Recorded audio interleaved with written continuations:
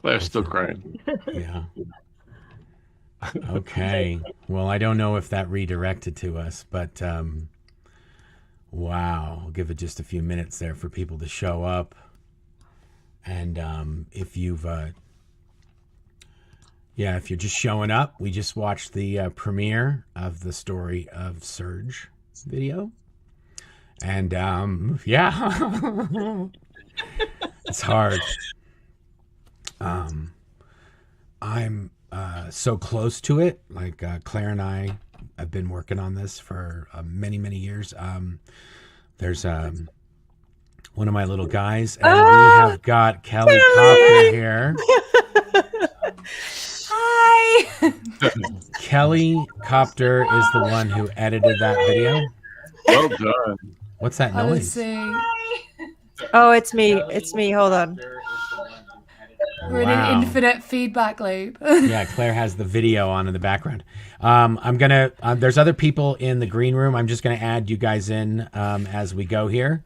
Hello, we got Mark Fisher here. We got Gary here, and I was just telling everybody that Kelly Copter is the one who edited that video, and we had a lot of footage that we had shot over the years, and then I was able to find a lot of footage on YouTube of Serge throughout the years. He was actually called No Hands Man for many years in the 1990s. And so there was a lot of footage of him. Oh, God, I'm just trying to get... sorry, guys. Thank you so much, Kelly. It was... Kelly. I mean, I don't know how... I've seen that video 20 times, and it just... every single time, like... Yeah, it's I'm so grateful to have been a part of doing this as well. So thank you guys for having me on and trusting me with Serge's story. I think he is just amazing. He is an amazing human and a really true warrior survivor. And at the end, it always just makes me so happy. Like at his graduation, he's so proud of himself, as he should be. And the bit that makes me always go is actually the bit where you're all joining him for the photograph at the end, and you just see everybody rallying around him. Like it just, it's just really, really beautiful. So thank you guys for having me a part of this. I really am grateful. Kelly, please, we could not have done this without you. You made this better than we ever could have possibly hoped for. Ask my little man right here, who's part of this story, as you'll hear from us shortly. I've watched it many times, and every single time I start sobbing. And one time he was like, "Mom, are you okay?" I'm like, yeah. It's happy tears. Can he hear us? He's gonna have fun. That's Grayson. He's in the video now, so he wanted to pop in and show everybody. I wanted You're YouTube famous now. Very cool. Oh yeah. I wanted to tell you a few things about the video because we had all this footage that we had been shooting for years. And people were shooting with their iPhones. The foundation, we hired a photographer who is actually somebody that was one of the people that the foundation actually helped. And then she was shooting footage for us. That's Rachel, and she's credited in the video. And at a certain point, we decided that Serge was sooner or later, Serge was gonna finish his GED, get his diploma, and we wanted to get an interview with him before he did that because we didn't know how long that was going to take, and we wanted to just make sure we got some footage with him. And at this point, he had gotten new prosthetics. He had gotten a new prosthetic eye. He'd had a phone. He was going to appointments. He was able to get around. He was pretty mobile, but he wasn't that talkative. And so when we went to go do this interview and shoot this footage with him, I said, you know what? Maybe I'll just take my GoPro and stick it in the window of the car, and we'll just drive around for a day or two before we do the interview.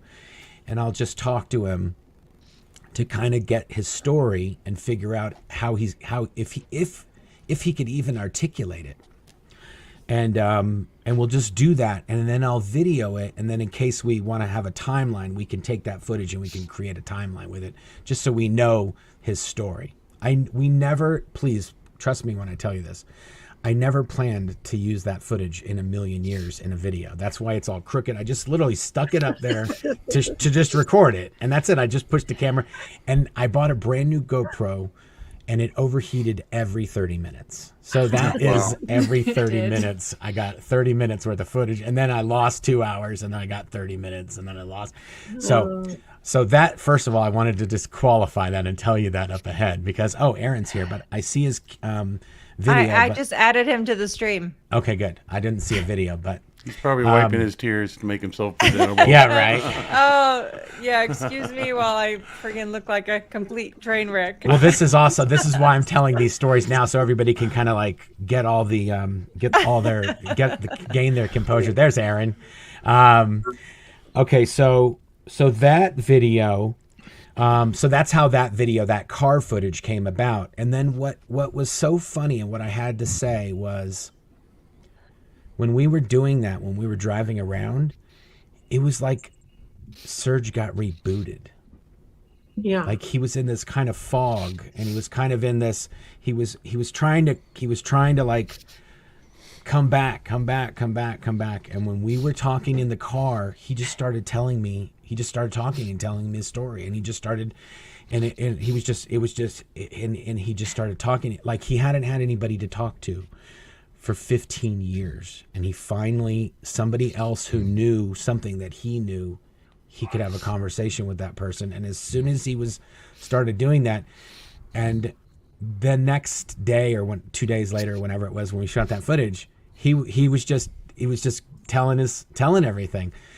I don't know why Kelly picked the car footage over the other footage, because he does almost tell the same story in the sit down interview that he does in the car, and he might even tell more in the sit down interview. But I love the car footage. Yeah. But I love the car footage too. It was very that was a smart idea, Mark. Yeah, well, really. Well, welcome, Aaron. Thanks for joining us for the after party. And I just wanted to say, Carrie, who has been interacting with Serge for far longer than we have, when she watched this, she just could not believe the level to which Serge knows all of the Scientology lingo and language and all that. She was like, whoa, because Serge really was monosyllabic when we started talking to him.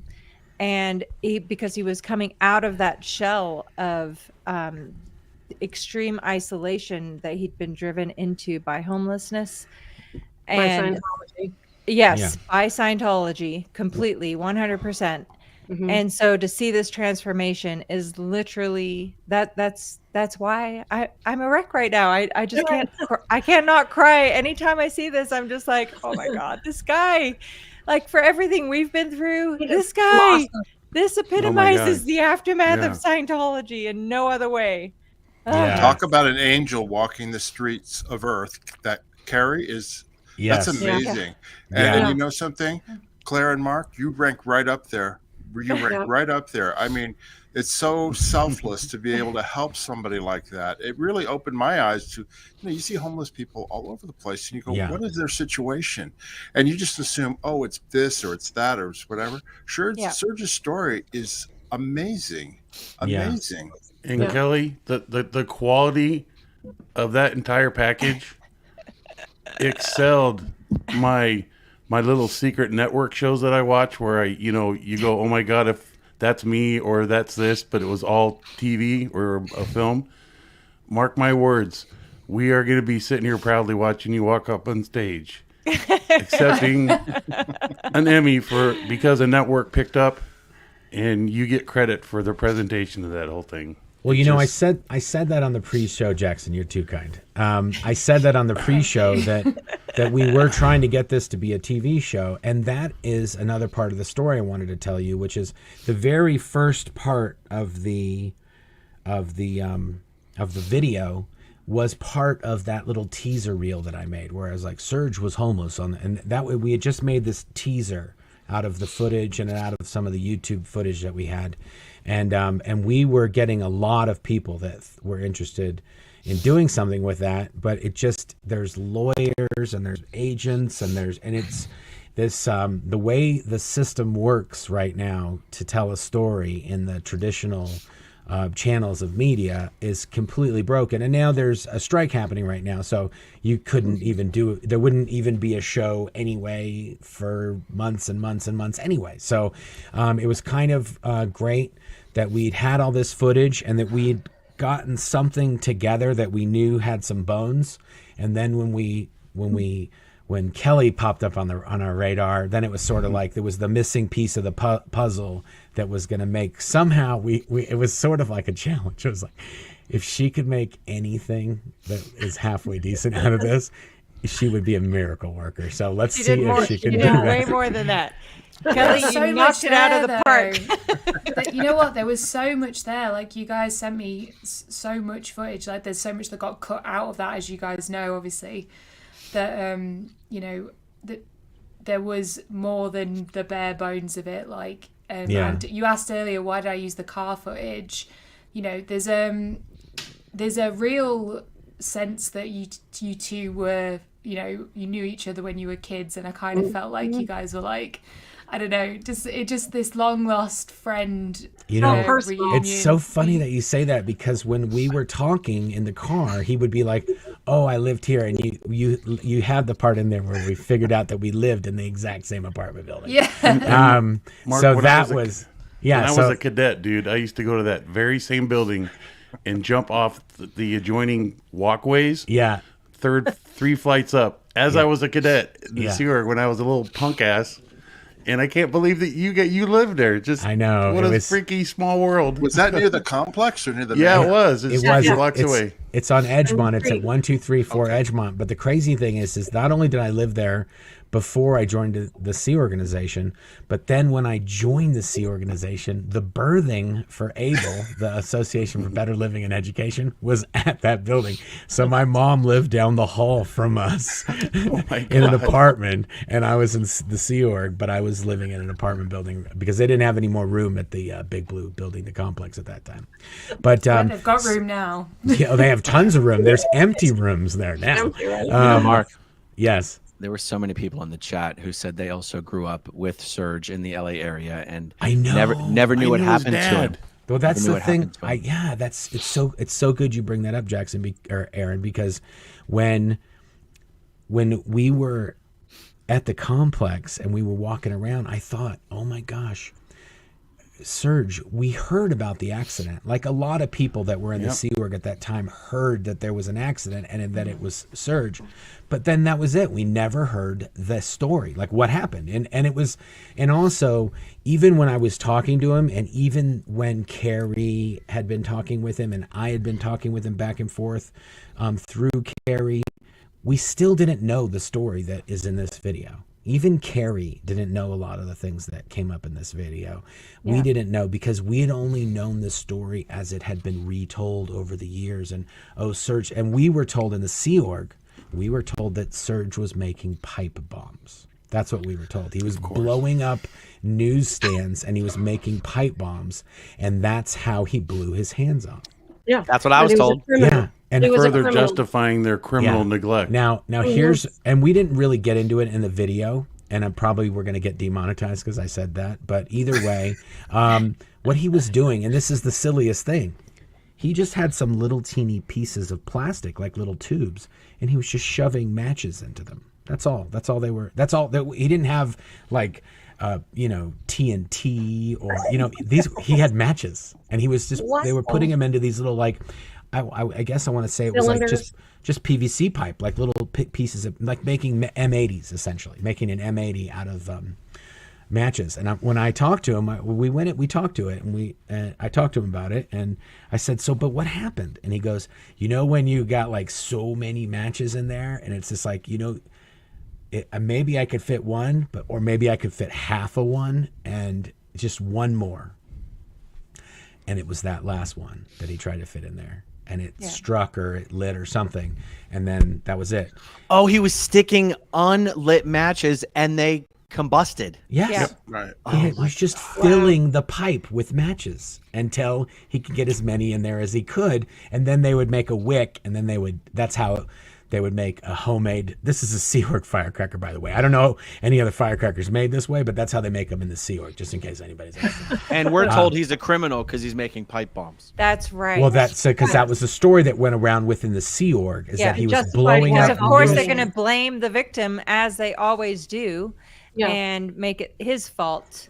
Yeah. I wasn't clear on that. Was he in the Sea Org when that exploded? Yeah. So, well, no, he was wasn't. not in the Sea Org. he was He out. was living with his mom, who was in the Sea Org. Yeah, he was and basically he living was- in Sea Org yeah. birthing, but he Yeah. wasn't in the Sea Org anymore. And Yeah. this is the other thing, and I don't know why it chaps my hide so much, but he was, when he was in the Sea Org, he left, but then he was still living there, and so he's like, I got nothing to do all day. What can I do? And this is he followed the Aaron playbook to the T. He was like, I should be a Hollywood extra. I should be in the movies. And isn't that what you did, Aaron? Didn't you go? Weren't you extra? Yeah, come Weren't on, you? Aaron, admit Yeah, it, buddy. Aaron, you were the movie star, right? Give Were us you- some titles. It's true. It's Were true. you in 90210? There it is. I was in Aaron Brockovich, baby. Oh, Aaron. Yeah, buddy. You went out to the desert, huh? Anyway, the best thing about the extra thing is that That's he incredible. was one of the people in Independence Day when the aliens first show up and they move their ships around all the major cities, and they're parked over the Aeon building in downtown Los Angeles, and everybody runs up to the roof and they're like, take me, and then the aliens just blow up the entire building with the laser beam. Serge is one of the guys on top of the building going, take me. That's the scene in Independence Day that he's in. Yeah, Wow. and so Amber, who regularly comments here, said that she knows Matt, who was living with Serge at the time the accident happened. Yeah. Yeah. So Yeah, and so that's the other thing is, so up until this time, up until today, or let's say yesterday, Serge had Carrie, Claire, and Mark in his phone. Okay. Yeah. We found out yesterday. He would call on a regular basis. Yes. So we found out a few weeks ago. It was a few weeks ago. When Liz? Yeah. Okay, Yeah. Liz. I connected them a few weeks ago. Okay, good. Liz Ferris also knew him in the Sea Org. Very well. When they were kids. Like Serge defended and came to Liz's rescue when she was getting Bullied or something. Yeah, Wow. pretty Yeah. severely. Wow. And That's so flipping she cool. knew Serge, and Serge remembered her. And so when we started helping Liz weeks back with Bob Ferris, who we knew was not dead, and that's how that whole evolution That's started. a whole other crazy story. Yeah, that's a whole story for another day. But either way, when Liz and I started talking and somehow Serge came up, she was like, I know Serge. And I was like, oh my gosh, Serge would love to speak to you. And so they started talking. And so Serge's contact list is growing, which is Yes. amazing. Yay. He's Yes. so thankful for that. Okay, I want to tell you two more things, and then we'll go around and we'll do comments and all that other things. Yeah. Okay, so when we give all the footage to Kelly, and Kelly kind of is figuring out what she's going to do with it, and then she says, It's like 300 gigabytes. She's Yeah. like, So much. let's not understate this. She's like the, what do you call it? The, Michael D'Angelo, the. so she has all this You guys are footage. too kind, too You're a very kind. famous artist at this point, Kelly. You're a mastermind. So she has all this footage. And I said, listen, if you need, Claire and I can sort of just tell you the story of how we think the video, we'll just tell you Serge's story. And we talked to Kelly on a video chat, and we figure that out. And then we basically decide, okay, Claire and I will just sit down, look at the camera, and we'll just tell the story, and we'll set up our microphones, and then that's how we'll record it. And that's what Kelly will use as the voice-over track. And throughout the entire recording, I'm making weird faces at Claire, and I'm giving her a hard time. Oh, and hard time, Because Anyway. I requested that they be in the same room. Yes, so we don't for the record in the same narration. room. So it's all like, Kelly is the only person who knows why we don't record in the same room. Anyway, so So that is another thing of footage. That Wait, it's Mark's uncontrollable flatulence, right? I just want to make sure. Look at Gary ordered a pizza to his video chat. That may be the first time I've ever seen somebody order a pizza during a chat and You said get it was it. an after party. Yeah, I guess so. That's This that's is next what we level. call This has authentic. happened before. Yes. Does that Yes. make you Before, Mr. Hand? Jackson. Yeah, cheers Does that with make you your. Mr. I'll drink to that. Yeah. This is authentic, people. Anyway, so again, that footage of Claire and I sitting at the computer, that was only made as a voiceover track that Kelly could use for the video. We never thought that would be. We weren't even looking. I didn't even look at the camera. I don't think once or twice in the whole video. I did because just I wasn't. because that's what I'm trained to do. I wondered about that, Mark. Claire was Mark, you on weren't the looking at ball. the camera at all. I was wondering No, about because that. I was just looking down and trying to make my thoughts turn into words like I can't do right now, and I was just concentrating on talking, not looking and doing anything else. Kelly has seen into our inner selves Yeah. more than anybody on this earth. Yeah. I see by the comments you may have noticed I brought something to the party. Oh yes, Yeah, we noticed. I told everybody. We I noticed. said this might be the first time in history that somebody has ordered a pizza, gone and got it, and eat it while the video was happening. I hadn't eaten, so I grubbed and hubbed. Okay, now I'm going to tell you the last behind the scenes thing, and then whatever people want to know, I'll answer. But when Serge, so originally the idea was that we would finish that interview with Serge, the sit-down interview. We would cut that together and we'd make a video. And to promote the video, we would go and shoot this graduation that Serge was going to have. We would show him getting his GED, and then we'd say, hey, by the way, here's this cool footage of him getting his GED. Here's this video we did about him. Okay, we go to shoot this this graduation, and the camera person didn't show up. There was traffic, and it was raining in LA, and it was this big nightmare. And it was like a 2-hour drive to get there, for a 10-mile drive. So Wow. I It's a tell my nightmare. boys, hey, you guys get your phones out. We're all going to record this graduation. Make it go right. Yeah. Exactly. I'm like, we got to record this graduation because Serge is going to get his GED, and in the middle of the graduation, Serge gets an award.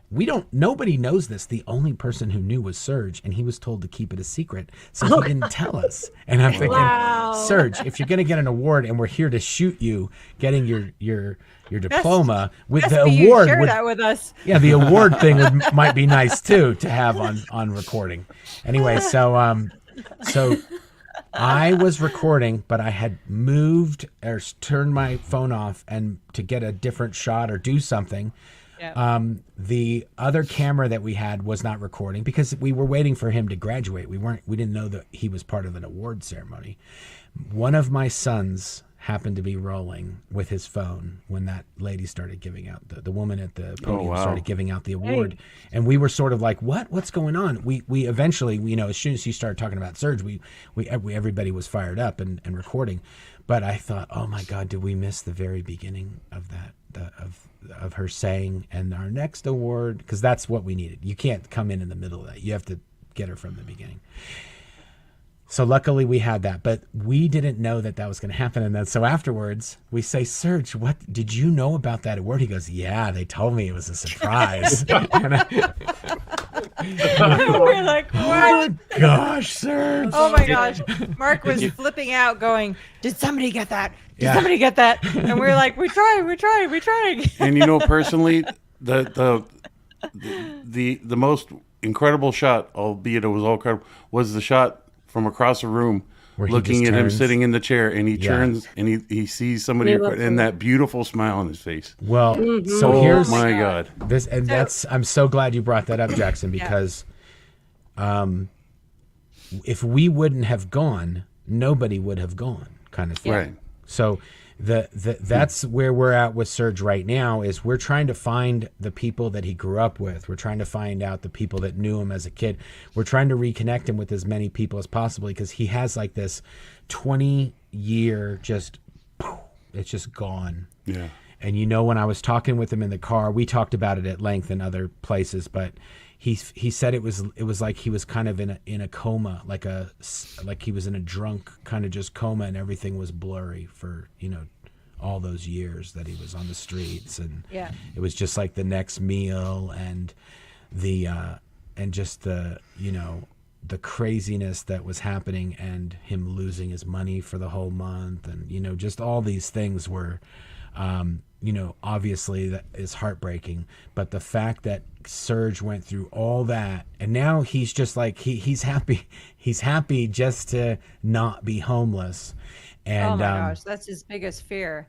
And even when we were at the graduation, we met this guy who had only known Serge as the guy that you see in the YouTube footage as No Hands Man. And we were like, oh, nice to meet you. We just started telling him who we were, that we work with the Aftermath Foundation and some of the things we'd done to help Serge. And he literally, within the first 2 minutes of meeting him, broke down and started sobbing. And we were, no, it's all good. Who is that? That's Mark's little baby. Hi, Mark. Oh, but no, so this guy, we had just met him, and he's sitting there sobbing, right, Mark? I mean, he was sobbing. It was. And I was telling Claire, I said, Claire, we're trying to shoot footage of Serge's graduation, and you're making everybody cry everywhere. I wasn't and making that's not going to look good in the footage. I was Everyone's not crying. I love this. I was just telling him, oh, we're with the Aftermath Foundation. We've helped Serge get tutoring and got new hands and a new eye and a phone, and he literally just started sobbing, and I was like, oh my gosh, like, what do? You just met this person, and now they're sobbing in front of you. Well, yeah, he knew Serge when he was very, very close to being gotten off the streets. Yeah. So that's when he didn't even, I don't even think he dealt with him that much after he was not homeless anymore. But he was part of that. Yeah, when they're trying to get him into the system.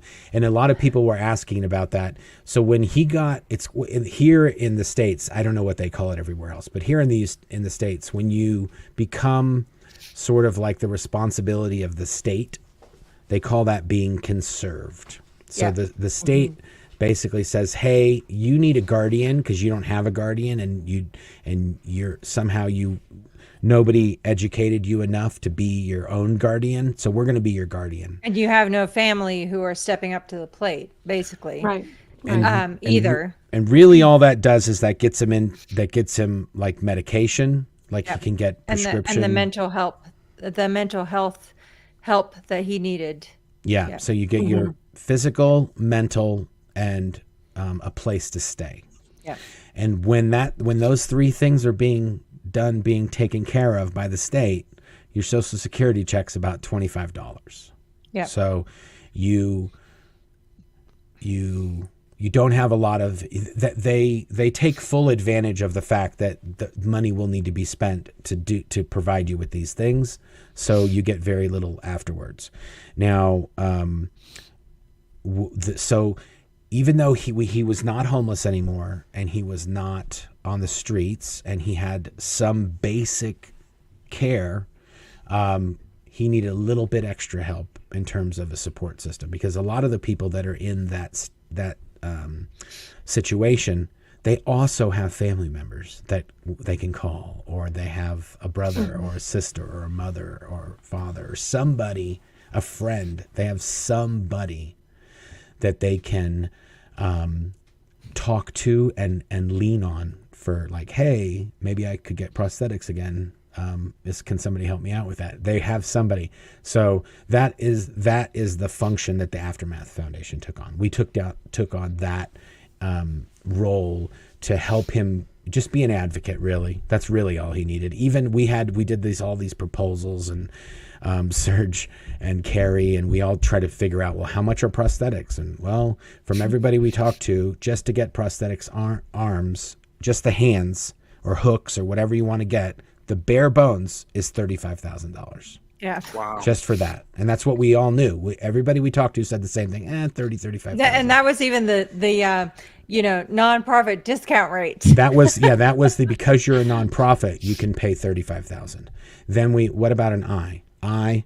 That's $5,000. If you need an eye, that's $5,000. So we had a budget of, I think, I don't remember what it was, but it was $35,000 originally. But let me just throw in something here because it's a really important part of the story. So Serge had a primary care physician, and as is covered in the documentary, we said, okay, we had somebody in the ex-Scientology community that was a professional in the prosthetics industry, and they told us, listen, with the insurance Serge has, all he needs is a prescription for the prosthetic hooks, which is what Serge wanted, because that's what he had already learned to use when he was 19 years old, that he then lost when he was homeless. And same was true for his eye. But so then this prosthetics professional, again, an ex-Scientologist, the same one, said, well, the same is true for his eye. All he needs is a prescription. So I had already established contact with Serge's primary care physician, and I'd gotten an appointment for the prescription for his prosthetic hands. So I called them back and said, listen, we also, at the same appointment, we need a prescription for his prosthetic eye. And the primary care physician said, oh my goodness, when did Serge lose his eye? I was like, he's lost his eye when he was 19 years old, like 10 years before you started caring for him. But the thing is that, again, Serge just needed an advocate. He held his face in such a way you couldn't actually tell that he didn't have an eye. So I had to quite literally tell his primary care physician's office, he has not had an eye. He needs a prescription for a prosthetic eye. Give it to him. And that was it. That's all it took. Wow. Yeah. So in the end, it didn't cost the $30,000, and he just needed a prescription. That's all it was. So So that was the sort of one of the things. So he could have gotten prosthetics 10 years before that, no problem. He just would have had somebody finding out he needs a prescription. If anyone was in his corner. Yeah. Right. So that and that sort of what was that? Who was that? When Scientology talks about their humanitarian organizations and their humanitarian activities and all that shit, people just need to mention Serge Obolensky, where a social... Yeah, it's okay, Aaron. We're feeling your emotions. A social worker, or whatever her post with LA, showed more care than anyone in Scientology had ever shown him in his life. Yeah. Carrie is a blessing. Unbelievable what she does. I mean, it's unbelievable what she does. Yeah. And this is the moment that you're hearing in this live of shaking hands with what your volunteer minister network supposedly does. Yeah. This was one human being truly helped, and that is true representation of true help. Yeah. Well, how about the Citizens Commission on Human Rights girl who was hosing down people? Talk about a contrary fact. We're for human rights, yet we're that's what he's saying. Yeah. Yeah, it is. It's I will ridiculous. say when going through all of that, like I had to edit in sections and take a break because it was just it's just so awful when you can't believe that this can happen to somebody. It's just disgraceful. And the bit that made it honestly worth it, there's a bit at the end in the graduation where he's sorry, just give me a second. It's okay. You're going to make me cry too. I know what you're going to say.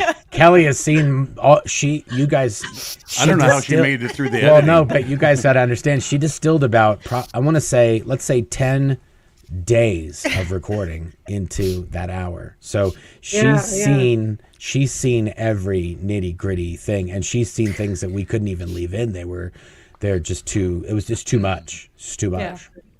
But there's a bit when he's going up for his GED, and there's this raw from you guys. I think mostly from Mark. Yes, the loudest thing ever, and you can so tell that there's this chosen family thing there, because he looks at you all like, that was embarrassing, but I love you, and it's the best.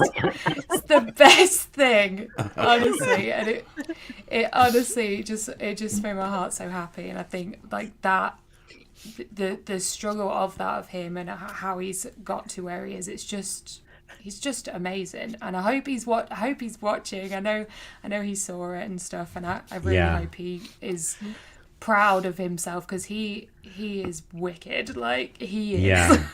Well, we had talked about with Serge that the video would end with us doing that sort of interview with him, and then when we went to the graduation, I said, Serge, I was thinking about it, and I don't think we should. I think we should put this graduation should be the end of the video.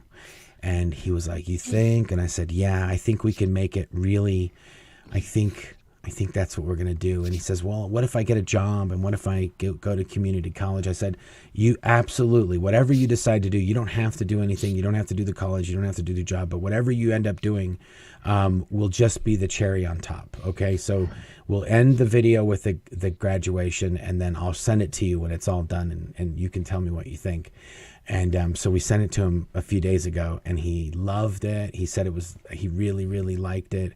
And he said, I think that graduation definitely made a better ending. And I thought, okay. But it was so funny because we hadn't talked about it in a month or two about changing that idea. And I didn't even think about it anymore. It's like, whatever, the graduation. But that was the one thing he hung on to, was like, I think you were right about adding the graduation to the end. Yeah.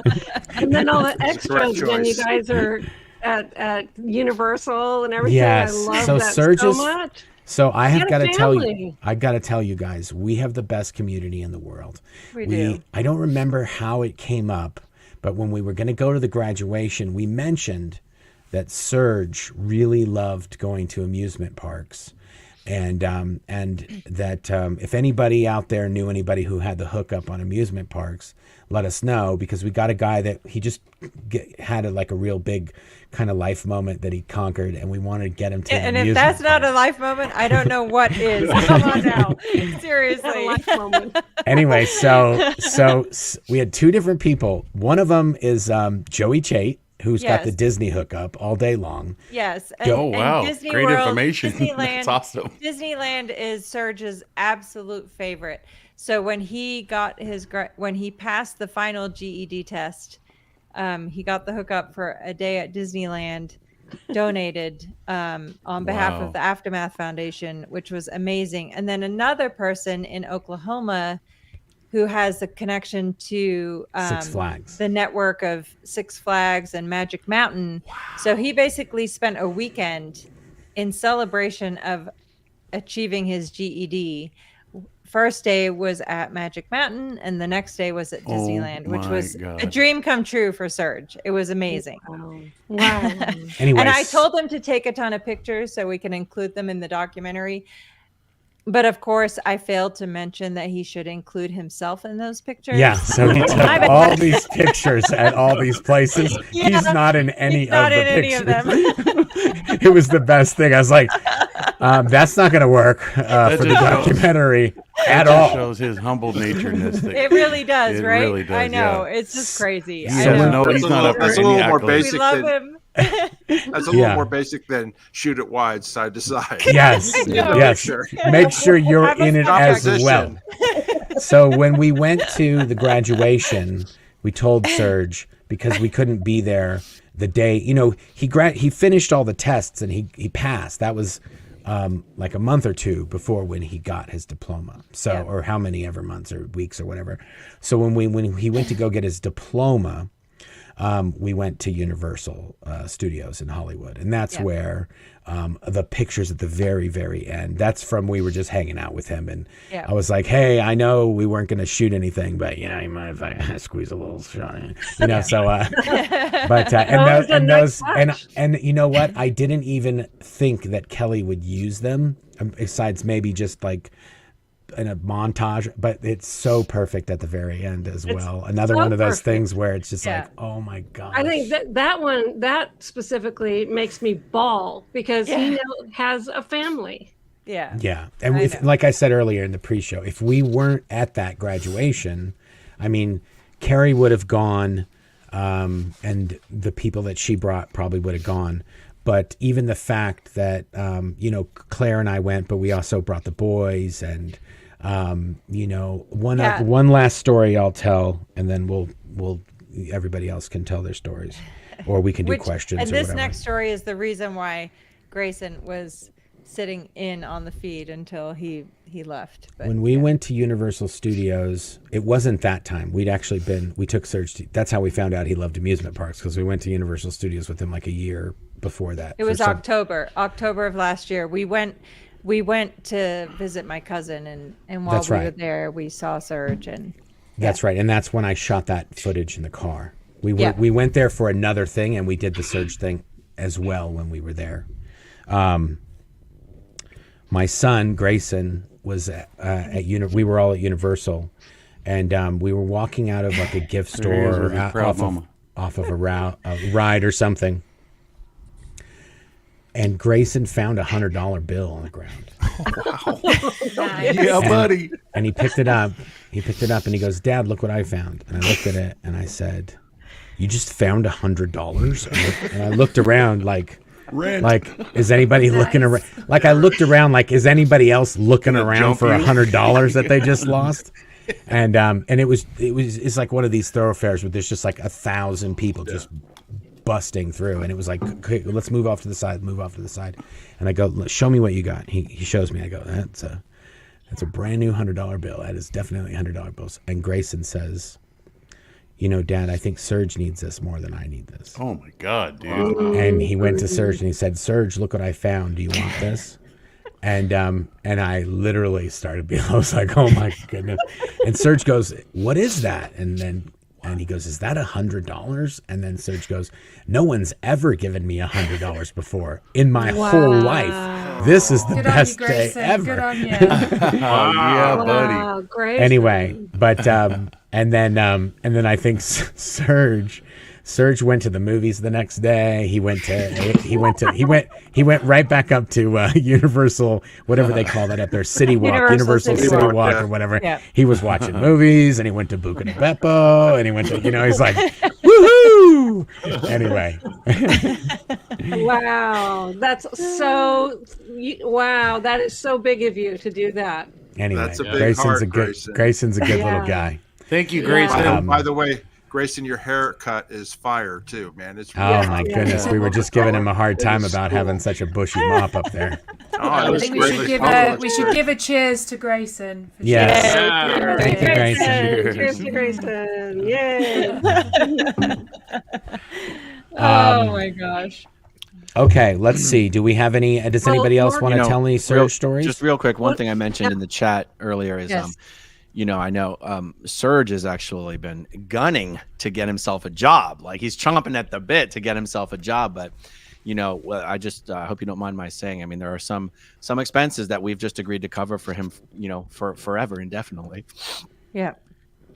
Yeah, the thing with Serge is that because he's conserved, we can't just send him a pile of money, because that can if his disability status is changed, then that sort of mocks everything that we've worked towards getting all set up for him, so that he has a place to live, and he's covered medically and mental care. Anything that he sort of needs, he has right now. The bare bones things. He does get sort of an allowance from the Aftermath Foundation. And we can't really do a fundraiser for a specific individual as a nonprofit, but we can show a video and do a general fundraiser and sort of, allocate that as we get proposals, and then the proposals are voted on, and then we can assign those resources as they need to be assigned. People have asked, and I saw in the comments, if you want to send like send $5 or $10 or whatever like that to him, I'm not sure that's going to be a problem.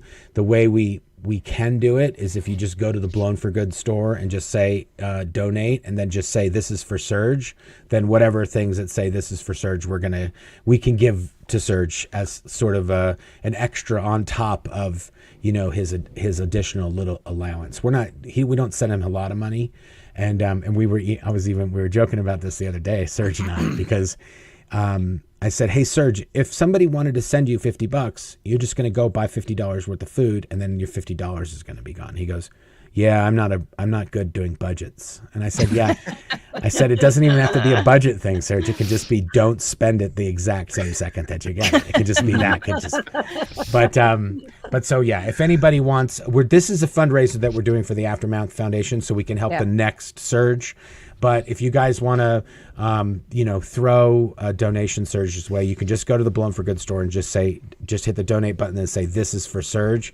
And we're not going to, tax the money going to Serge. We can just send him something. But yeah, because it's not through the Aftermath Foundation, where we cannot designate funds for a specific person. We have approved grants based on votes and so on and so forth. But Serge, nonetheless, of course, is he's on a very good path, and he does want a job. He will. Yeah. He loves working with animals. He has said that he will do whatever he can get. I bet you the LA Zoo would take him on as a heartbeat. Well, that's the thing. Well, no. So here's another crazy part about Serge's story. So in the post World War II, there was a group of people who had been in a mental hospital in New York City, and they had been discharged and started meeting on the steps of the New York City Library, and that formed what's called, I think, the Fountain House or something like that. I'd have to look newly, but it basically formed a community of people who struggle with serious mental illness, who then have a community of people that they can associate with. And it's kind of like a clubhouse that helps them recover. Here's the punchline. Serge's great uncle was one of those founding members. Oh my gosh. It's crazy. Yeah. And that's documented, confirmed. Wow. Like we know Serge's ancestry in this. Yeah. So this is just insane. Well, they're building one in California. Yes.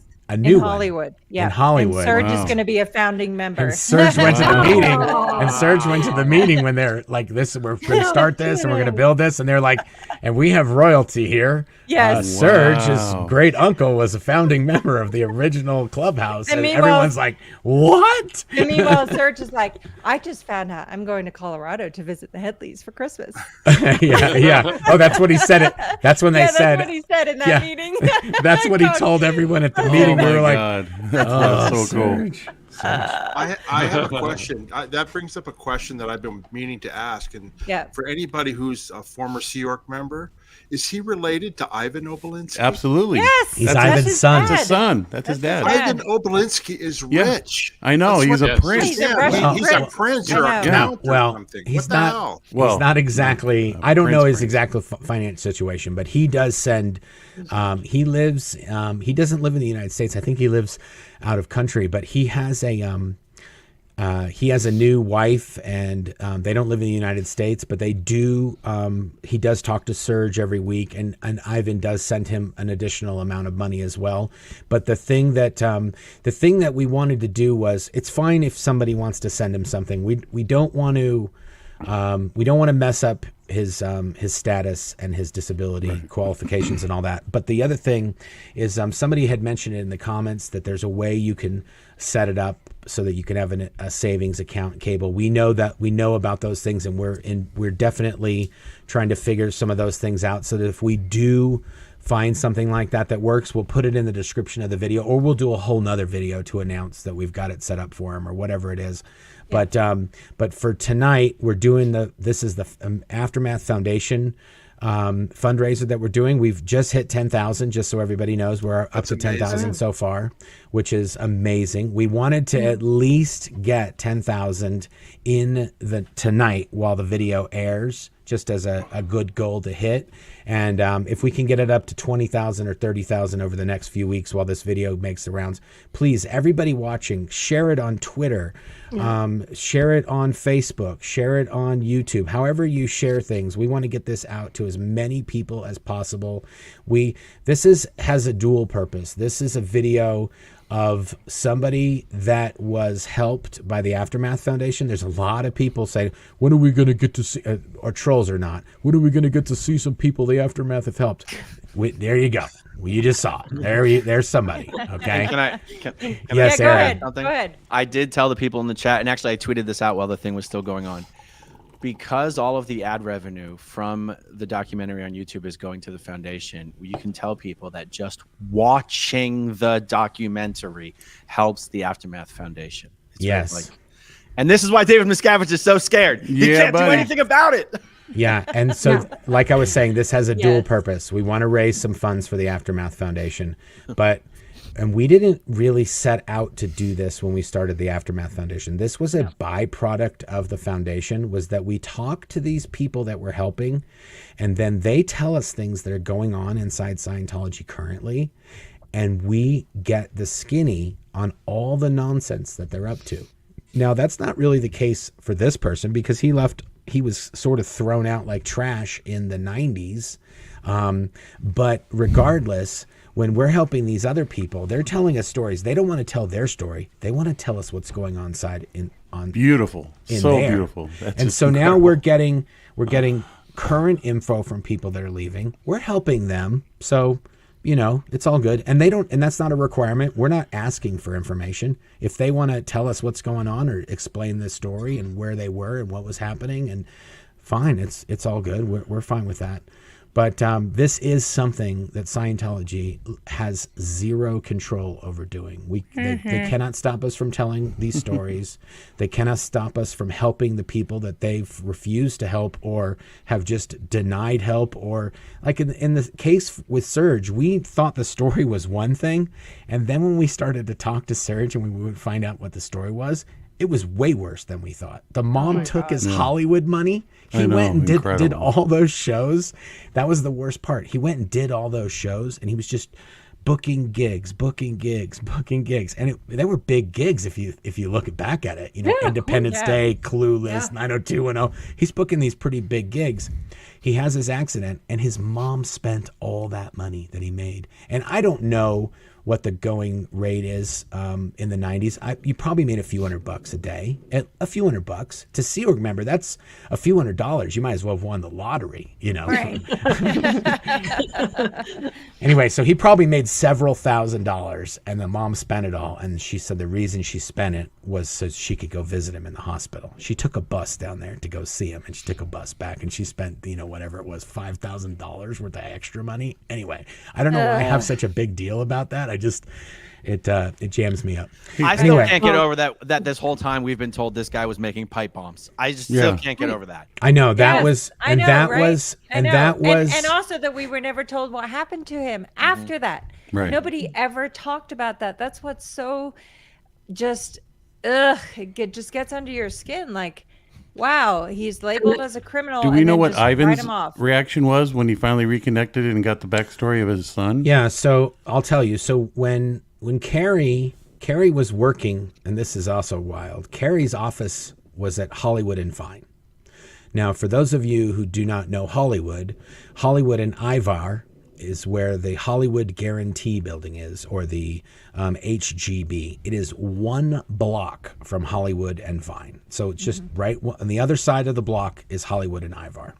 And Carrie's building was right there. Wow. And she was part of this group that was cleaning up Hollywood Boulevard. And guess who one of the partners in cleaning up Hollywood Boulevard was? Oh, yeah. That humanitarian organization. Yeah, those good old Scientology. All on paper, but not by good old physical Scientology representation. Folks. Yeah. So I'm not going to tell any more than that. But she'd already known. Scientology had already been on her radar. Yeah. Hillary, if you're watching, come talk to us. You owe Serge that. Anyway, whoa, okay. And then you just might have mind wiped me with that, Claire.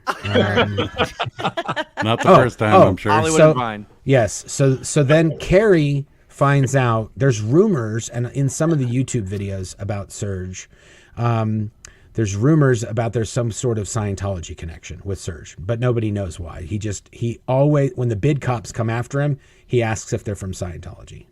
He always says that. Are you guys, did Scientology send you?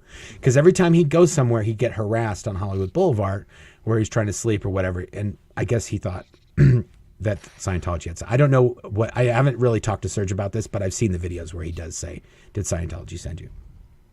What kind of frame of mind have you got to be in to be working in one of those buildings and walk past him, see him out there and do absolutely nothing? Kelly, some of these Sea Org members grew up with Serge. They knew Serge's. Some of them were like some of the people in the chat are like, oh, I used to. Yes, some of those people in those buildings grew up with Serge, and they'd walk by him on the street. And he said he recognized them, he knew them, but they never talked to him. And they knew who he was. There's no way of them not. You could not know. Oh, the guy that we knew that blew his hands off. Oh, looks just like this other guy that has no hands. That's in Hollywood Boulevard, right outside of our buildings.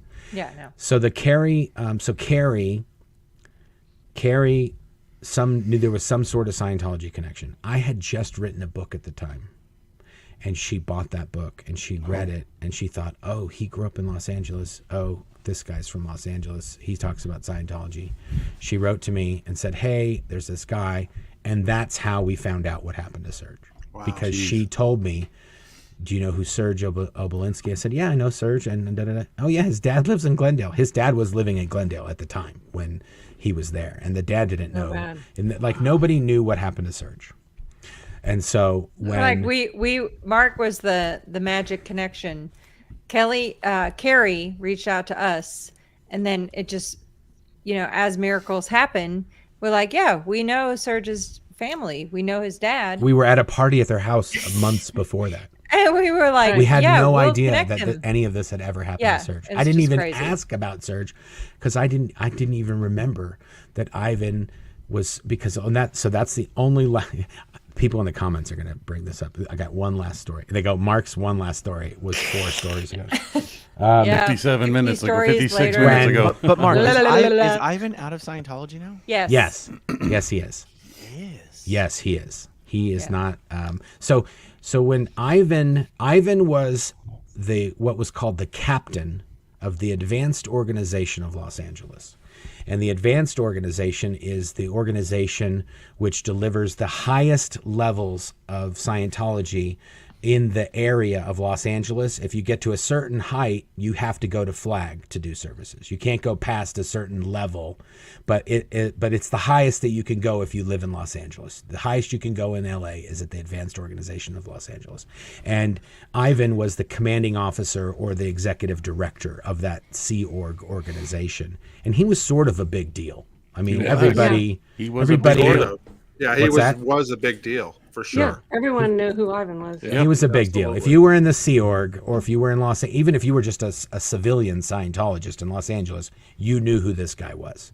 Mm-hmm. Now, in a Scientology organization, there's divisions, and then there's executives that are over a certain amount of divisions, and you probably have at the end of the day, you have 4 or 5 Sea Organization executives that run that organization, and it's headed by the commanding officer.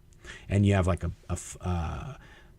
don't want to get into all the titles, but you have different, you have an executive over the technical, you have an executive over the counseling, you have an executive over the finances. Well, one of these people, the executive over the finances, and Ivan, they got together and they did, they were doing the 2D activities that should only be done between married people, not just random Sea Org members. And they escaped together. Yep. And that was big news in the Sea Org because... Wasn't she underage? No. Oh, I was always told she was I don't think so. No. I don't think so. I don't know. We'd have to ask her that, Aaron, to confirm that, but I don't think so. I've been telling some people that she was. Okay. Well, see, that's in the Sea Org. So. In the Sea Org, when you get told things about people who have left the Sea Org, sometimes those stories get a little creative to make those people out to be bad people. Yeah. And so you never know the real story. But regardless, that's when Ivan and this woman, they are gone, and that was it. They're never in the Sea Org anymore. David Miscavige, there was one other executive, I think, one or two other executives at the Advanced Organization of Los Angeles. The other one was called the L. Ron Hubbard Com. It's the sort of like L. Ron Hubbard's representative for the organization. And it's that person's supposed to make sure that that organization sticks to and follows L. Ron Hubbard's policies exactly.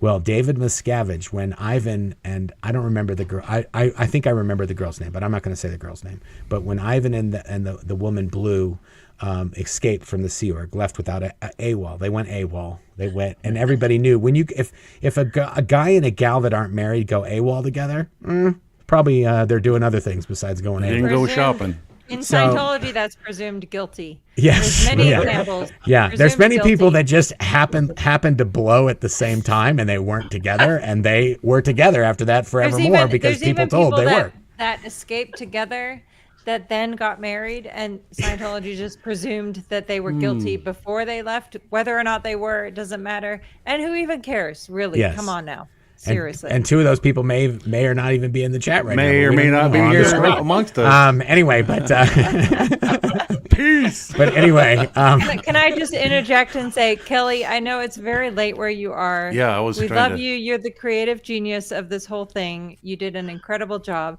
Feel free to jump off whenever you want to. Whenever you need to go to bed, it's okay. I just wanted to say that to you because I feel terrible that it's many hours ahead of where I am right now, and I'm tired. So, yeah, it's all good. It's all good. I wanted to be here. I've been excited all day. So awesome. We have too. Anyway, yes. David Miscavige sent a telex, which is super weird to do in the 1990s, but he sent a telex directly to the what was called the LRH Com at the time. And the only thing the telex said was, you might want to route yourself onto the RPF right away. So classic, Dave. That's it. End. COB. Wait. That's it. I'm surprised it didn't say you can literally suck your own cock. It was Hollywood Boulevard. No, yeah. But it was like there's 5 executives and 2 of them just took off together. You're one of the last few. Yeah. You're done too, just by association. Anyway, so that story went around at the base, and it went around Los Angeles because David Miscavige got involved. So yeah, Ivan was definitely a big deal, and everybody knew about the Serge thing because essentially when Ivan left, it was the wife and the 3 boys. It was Yuri, Sasha, and Serge, and Sasha. Serge had his accident, and then he left, and then they sort of disconnected from him because he was now, and nobody to this day really actually knows what happened because they have never talked to him, and Serge they never explained what happened, so we don't actually know if he was. They could be Anzo on their RPF as far as we know, right? Yeah, we don't know what happened to them. We know that his brother Sasha passed away. His brother Sasha had an immune deficiency, and his brother Sasha passed away a few years after Serge left. No, I don't think anyone ever even told Serge this. I think Serge found out when we started talking with Serge because we knew. He found out years afterwards, yeah. Yeah, so we actually told him, hey, just so you know, your brother did pass away. And we were the ones to tell him that. No one had ever told him that his brother had passed away. Yeah. His other brother, Yuri, lives in Clearwater. And as far as I know, he is no longer in the Sea Organization. He's just a civilian Scientologist that lives in Clearwater. His mother may or may not be in the Sea Organization. It appears that she may not be, but we've had conflicting reports that she still is in the Sea Organization.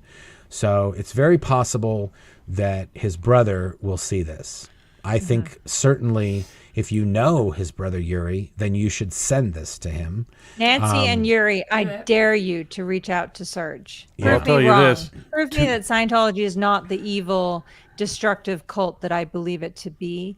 that will never let you speak to your family again, reach out to Serge and prove me wrong, please. I would love that. There's Minimally, nothing that would bring me greater pleasure.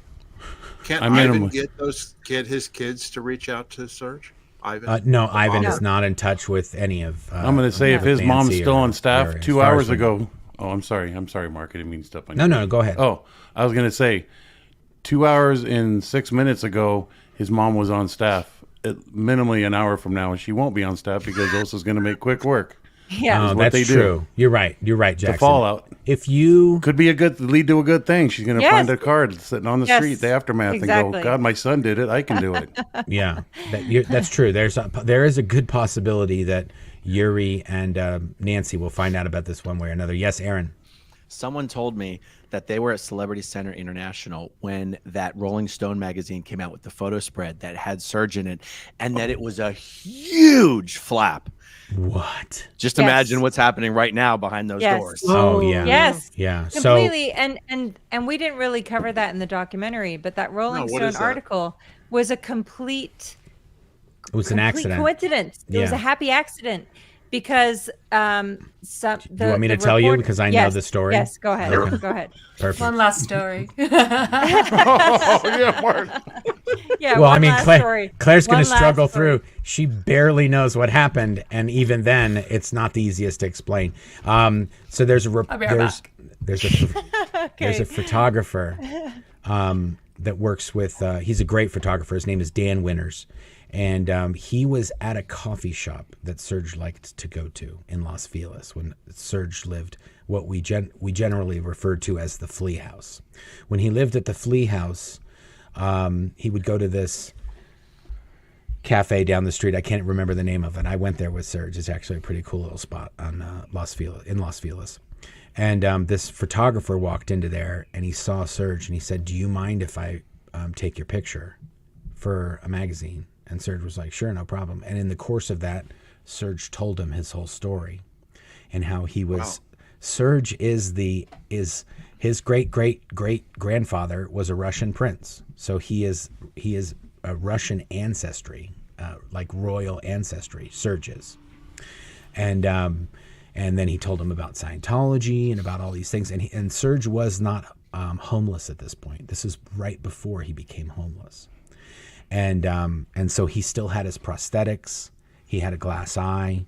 He was living off his Social Security payment, and he was hanging out in Los Feliz, just chilling, doing kid stuff, and this guy photographed him, and he ended up being in Rolling Stone magazine. This whole story about Serge, and so I actually spoke with I emailed Dan to get his permission to use that photo, and he agreed to give us actually the original negatives. And to give us some other shots that were also taken at the same time, but they just haven't been able to locate them because they're so old and they have to find the original negative. So we weren't able to get them in time to be able to put in this. But if we do find them, we'll let you guys know. But I can't believe that they kind of freaked out about the magazine coming out because it is a very powerful shot, and I'll try to find a really good scan of it that we can show. Mark, I have the original magazine here on my counter. You really? Oh, you do? I got it from Leah last time I was in LA. Oh, awesome! Yes. You want to grab it and see if we can just see what it looks like, or whatever. It was in the Wait, it was in the documentary. It's in there. Yeah, no, I know it's in there. It's Can fine. I ask you a question? Yeah. Did the word Scientology appear in the Rolling Stone article? I don't remember. Okay, because I wondered. I think so. Because it says it to be a huge flap at the Celebrity Center of all places. Why was it did he even work at the Celebrity Center? He did. Yes, he did. Oh. He was in the galley. That was the Sea Org job that he got when he was assigned. I think he went either from the RPF to the galley or from the galley to the RPF. Yeah, it said he was working at the Manor, right? Yeah, he was working. He went there after the RPF. I'm going to try to find it. Keep talking. Go ahead. Okay. Yeah. And he was like 14 or 15. He was like 14 or 15. Yes. Yeah. He was cleaning. Can I ask? I'm sorry. Go ahead. Mark. No, Mark. Go ahead. Go ahead, Mark. Where did you get all of that footage of him as a homeless person on Hollywood Boulevard, where the police are after? Where did that come from? I got it from YouTube. Well, who posted it on you? I mean, how just different, all different people. He was that just literally always a random. Did they know some who he dude was? videoing. Nope. He was Nobody known knew as- who he was. He was He no was hands known as- man. He was known That's as no hands amazing. man. Yeah. No So hands man. That's what he was as known soon as. as I found out that he was homeless on Hollywood Boulevard from Carrie after she read my book, I went onto YouTube. I don't know what possessed me to do this. I went onto YouTube and I downloaded all of that footage. Yeah. That's So amazing. that I would have it, and I don't know why. And I've just had it for all these years. I've had this footage, and this is literally from probably over 10 years ago that this is started. That's When wild. this first, when Carrie, when was it, Claire? When did Carrie first contact I us? believe I'd have to check. I know we were 2016? in Colorado, so it was 2011 or 2012, because you were still doing work in California. Oh, that's and so right. she emailed us, and you set it up so that you would go and meet with her That's the right. next time you were back in California. And the crazy part is that, so even aside from what's covered in the documentary, this whole story with Serge, even from the outset, triggered in Mark this whole desire to help Serge. Like, Mark got a 3D printer and was in all these groups figuring out how to make 3D printed hands for the I longest remember time. you telling me about that, Mark. Yes, Yeah. yes. I have know a video that's- of me making a hand. Yes. and Yeah, I remember printing you it telling me in. about that. It's a huge part of the story, but the problem is that Serge was so nonverbal when all of that was happening that Mark had made these like elaborate 3D printed hands back in like 2012, 2013, and we were trying to get the message to Serge like, "Hey, oh, look at that. We'll as soon as I'm done yapping, we'll get to that." But so Mark had figured out how to make these like elaborate 3D, like with joints and everything, hands. But Serge, because he had used and had workable these hooks when he was 19, that's what he was familiar with. That's what he knew.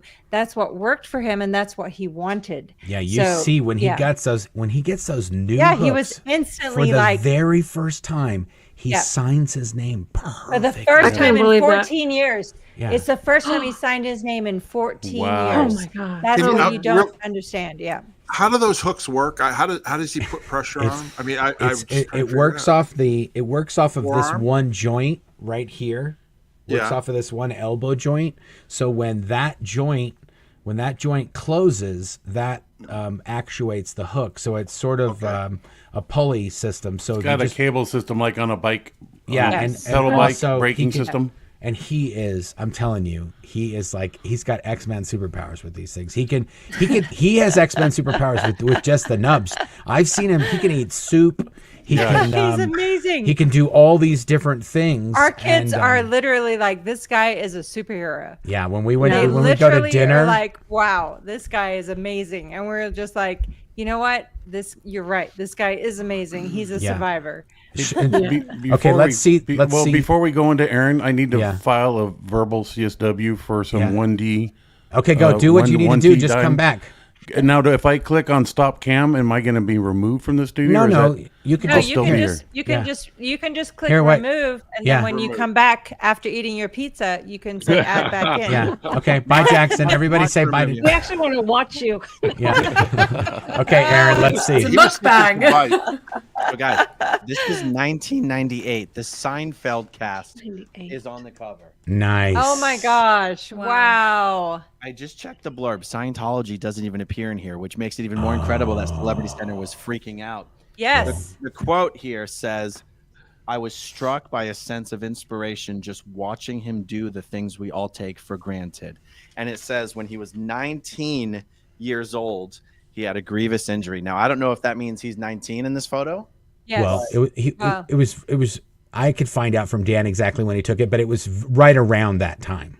Yeah. I mean, because And- he had the accident around Thanksgiving 1995 when he was 19 years old. Yeah. Yeah. So he's 21, 22 in this Yeah. photograph. Yeah. Yeah. That's right. It's in the middle of that time when he was at the Flea House. Oh, look, it says here, 2 years ago, at age 19, Serge Obolensky was grievously injured when he and his brother were playing with firecrackers. Said right here, firecrackers. We thought he was he was Ted Kaczynski this whole time. Yeah. unbelievable. Yeah, show the picture, Aaron, just so we can see it, because we don't see the whole thing, but he's literally, it's just a picture of him.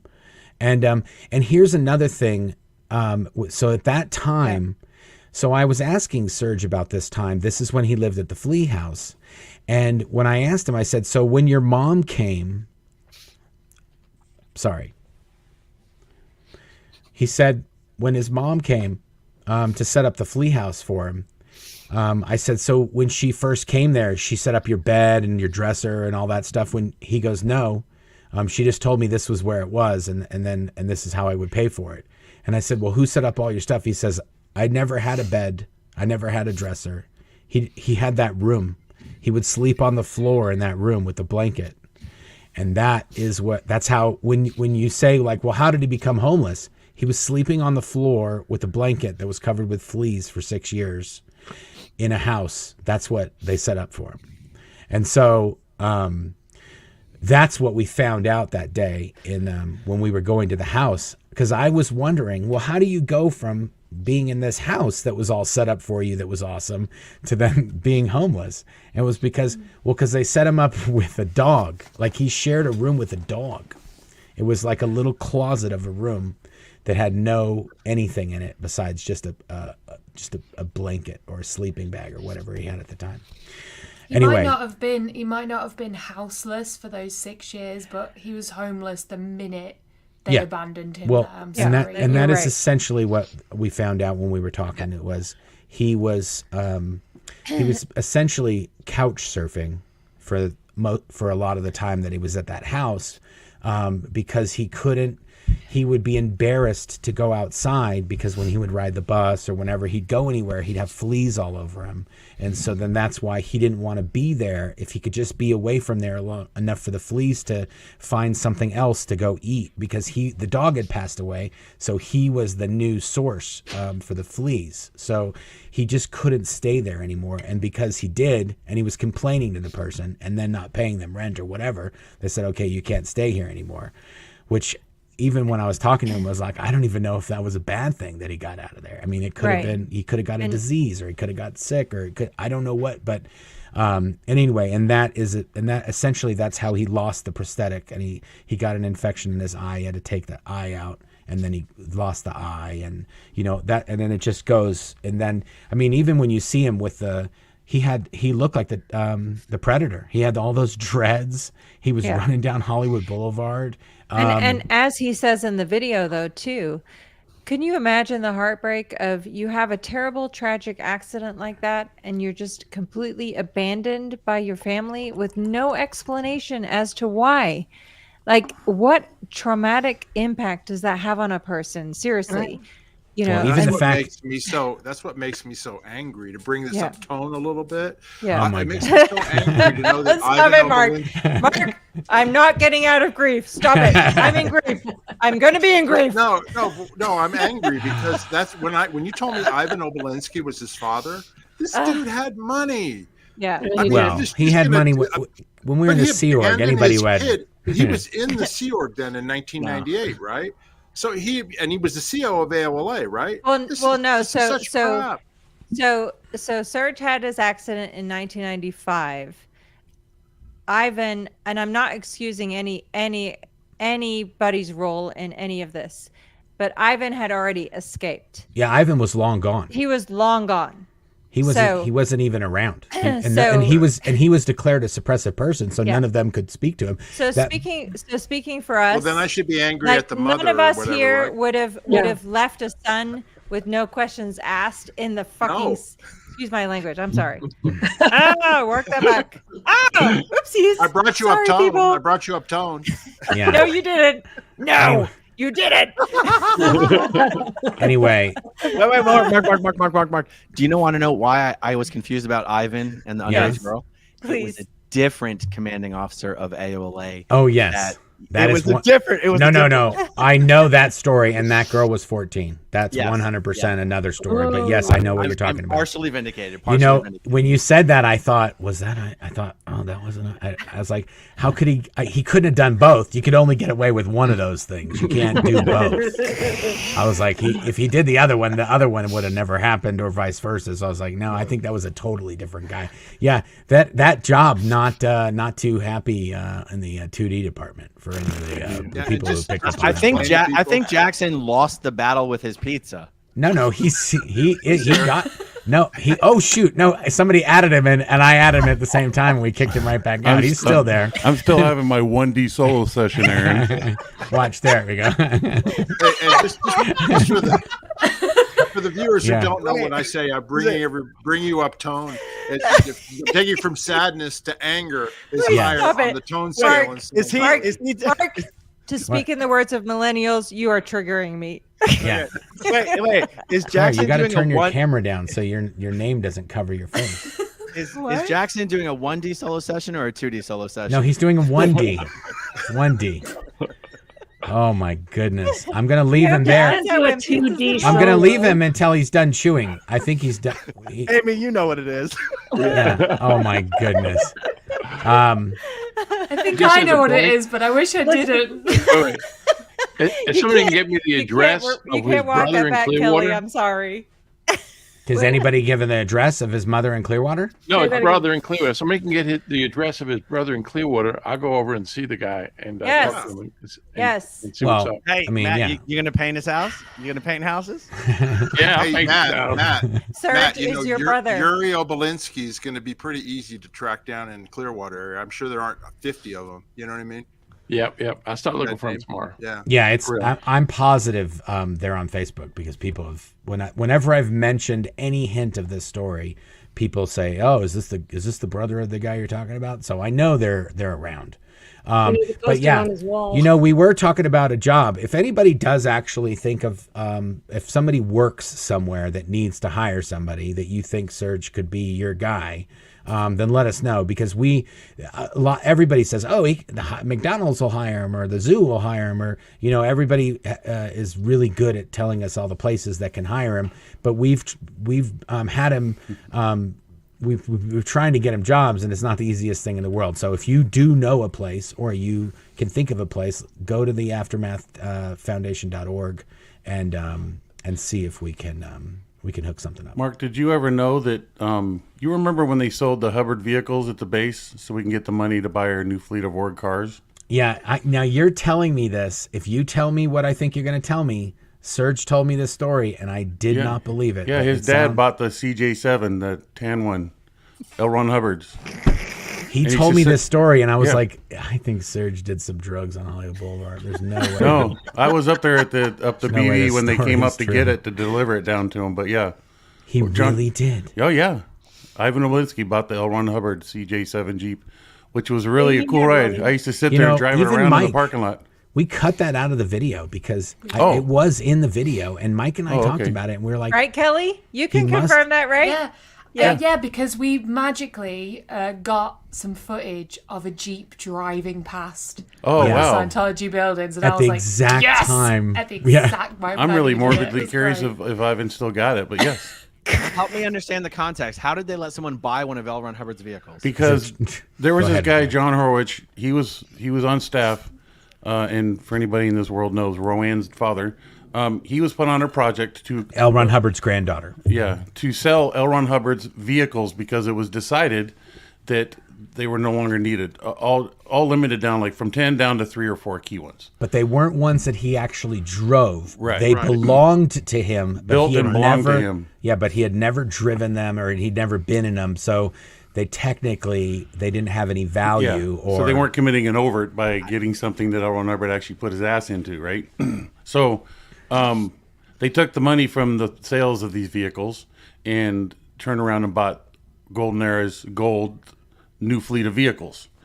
But particularly Ivan Obolensky bought, and I don't know why John went hunting for church whales or particularly people, because they didn't want it to go to any Yahoo. They wanted to go to a known, ethical, connected, wasn't going to throw this on the internet. I'm driving L. Ron Hubbard's Jeep, and whatever. So Ivan bought his Jeep. Mark, you remember that Jeep up there? You had well, I know, but this is the thing. No, I mean Mark Fisher. Sorry, there's too many Marks. Yeah. Well, they had a Jeep up at BV that was that was the International. That's right. That was one that he had actually driven. He used to go pull L. Ron Hubbard and JB used to go pull tree stumps for entertainment because L. Ron Hubbard loved the power of that thing. So they hooked the winch cable up to the front and pull tree stumps out of the ground. Anyways, that's just some little fun backstories. Yeah. So can I ask Kelly a question? Yeah. Sure. Can I ask Kelly a question about the production of the thing? Who did the music? That music was phenomenal. Who was singing that? It was really well done. Did you sing that? You? The two vocal tracks in there are songs by a group called Sleepaway Camp. The first song at the beginning is called The Cycle, and the song at the end is called Can I Be Forgiven. Who wrote it? Songs. The I don't know who the writer is, but the artist is the Sleepaway Camp as the artist. But yeah. Kelly is the artist of this video. Yes, it makes us cry every time, Kelly. Yeah, that you music. are literally a miracle worker in telling stories because this is unbelievable. That was the perfect music. I was like, I've never heard it. Kelly sent us, when we sent her all the footage, we said, here is a pile of footage, 300 gigs worth or whatever it was. Gigabytes. Here's so many it took me like a week just to get it to her over the internet. Oh, wow. Because it was took just you a week to get it to uploading. me, and then it took me a week to download it. Yes. And it took you weeks to then watch everything. Anyway, but I said, just see what you can do. If you can cut together a little bit and send us something, then we can see if this is even something we want to do. I would say within a week, she cut together the first, what's ostensibly the first minute of the video that's here today that we still have. Yeah. She just sent me that phone call with Carrie, a little bit of that song, Serge walking down the street. That was a perfect way to We've never stopped crying since then. And she just sent me that. She sent it that 1 minute, and I showed it to Claire, and I said, I'm sorry, chat. No, I'm sorry, don't everyone. be sorry. Don't be sorry. It's beautiful. It's seriously beautiful. It's amazing. Hey, listen. Yeah. It kicks ass over any golden era music production. Anything that they ever did for any of the movies. Yeah, Kelly. Yeah. Yeah, bitches. Yeah. Look at this person. Mark. Smarty pants in the comments here. You could have just sent her a hard drive, Mark. Thank you, Tassie. I appreciate it. That would technically have taken longer because of the time between here and where you guys are. So I live in Colorado, and she lives in not Colorado. Not Colorado. In a different country, folks. Speaking of Colorado, Mark, did you guys give Serge that Colorado shirt that we did? Sporting? You know, that was the only thing that was planned is that I wore the same shirt that I and you're wearing now. I was going to mention that. That I planned that, but no. When I met up with Serge, he didn't have. He has some clothes. He doesn't have a lot of clothes. But that day that we went and did the car footage, I went to when we were kids and in Scientology on Hollywood Boulevard when we would hang out. We would love to go to this place called Supply Sergeant. And it's just an old Army surplus store on Hollywood Boulevard. That was the old uniform office for the Sea Org members' uniforms before. Oh my God. Yes. And we would always go to this place. Anyway, so when I said to Serge, I said, "Hey Serge, you know where I want to go?" And he goes, "Where?" I said, Supply Sergeant. He goes, "Oh, I love Supply Sergeant." When I was homeless, I would always get sleeping bags there. If I would get enough money, that's where I could get a good sleeping bag. So we went in there and we bought him that shirt. In the sit-down uniform, he has like a button-down shirt that's like a nice shirt. And then afterwards, I said, "Serge, you want to go get another? You want to go get some other clothes or something like that later on?" And he goes, "Yeah, but no more button-down shirts." And I was like, "Oh yeah, sorry about that, dude. I didn't even think about that." And so I've been getting him a lot of T-shirts since then. He has no way to those hooks. He's good with those hooks, but those buttons that's a Guinness World Record. Mark, I was wondering I was wondering if maybe that was why he couldn't get any selfies at Disney. Yes. No, well, yeah, that is. He has to give his phone to somebody to do a selfie, and he's not big on that. So of course I should have factored that in. Yeah, we didn't think about when that I said take a bunch of pictures. He did though. He really did. My bad. He did. So I don't even know how he takes a picture with that phone, to tell you the truth, because holding it with those things that's a lot of work. But somehow he's got to touch that little button, or maybe he clicks the top. I don't know. Anyway, he did take a ton of pictures, just none of him. He did. Claire, I got a back question from we were talking earlier. Yeah. Can the Aftermath create a business expense to take him to dinner to Morton's? Sizzler was a good idea. Oh no, Sizzler was his favorite. Sizzler is cool. That's even 100% what he wanted. He's just so deserving of a good Morton's. He was so thrilled, and honestly, so even the fact that the Aftermath Foundation gives him a monthly subscription to Spotify, which he is so thankful for. It's just ridiculous. It's crazy, and even just seeing how much a phone transformed his life. Yeah. Like he would spend 5 hours there, 5 hours back, riding buses for the tutoring session, for the schooling. Like, you factor that in, like, that's a lot of time just traveling back and forth. So when we started, we got him a laptop. Like, a lot of people donated laptops, and one of those laptops that were donated to the foundation were given to Serge, and that's what enabled him to do tutoring sessions with someone who has had 20 years of experience tutoring adults for GED exams. And it was just, again, simply a matter of logistics. But when Serge had a laptop and was able to do Zoom calls with a tutor, it was like 2 months, Mark? Life-changing. Yeah. Go ahead, Mark. What? I have a stupid question. How does he use a laptop? He is amazing. Yeah, he is amazing. There's also a lot of computers and phones. People are in the comments, lighting up the comments. You can just tell the phone, take a picture. So it's usually voice activation. And there's some, you can also dictate. If you want to type something, you can dictate. But there is a video in there when he's meeting with Carrie before we had gotten him the new prosthetics. He is at a Panera Bread eating soup with no prosthetics. Yes. He's got just 2 nubs. He's eating soup with a spoon. Mark, very gracefully as well, I might add. I was like, he doesn't. Not a drop on him. Not a drop on from starvation. Just honestly. Your necessity level comes way up. Yeah. Yes. And guys, you want to know what Scientology is afraid of? Scientology has known this documentary was coming, and the trolls that they have unleashed online, their newest hobby right now is to encourage people to request refunds from the Aftermath Foundation. So keep that shit in mind the next time you see anyone pushing that shit. I it's saw so that. weird too. Refunds. It's so bizarre. A refund from the. I know it's weird. You're donating to a nonprofit. You're going to get a refund. We should document now, Aaron. Right? Yeah. Anyone who's ever requested a refund, we have granted immediately. We've never received a request. Yuri just got doxxed in the comments. We've received one. We did? One. Yeah. Yuri just got doxxed in the comments, guys. Yuri did? Obolensky just got doxxed in the comments. Who did? Serge's brother. Anyway. Okay. Oh well. So sad. Too bad. I wanted to say one thing about Rolling Stone. They need to do a follow-up article. Yes. And I did speak. When I spoke with Dan, his name is Dan Winters, and I think I spoke with his wife, gave him credit in the video. Yeah, and we did put a credit in there for him for the photo. He's a photographer, right?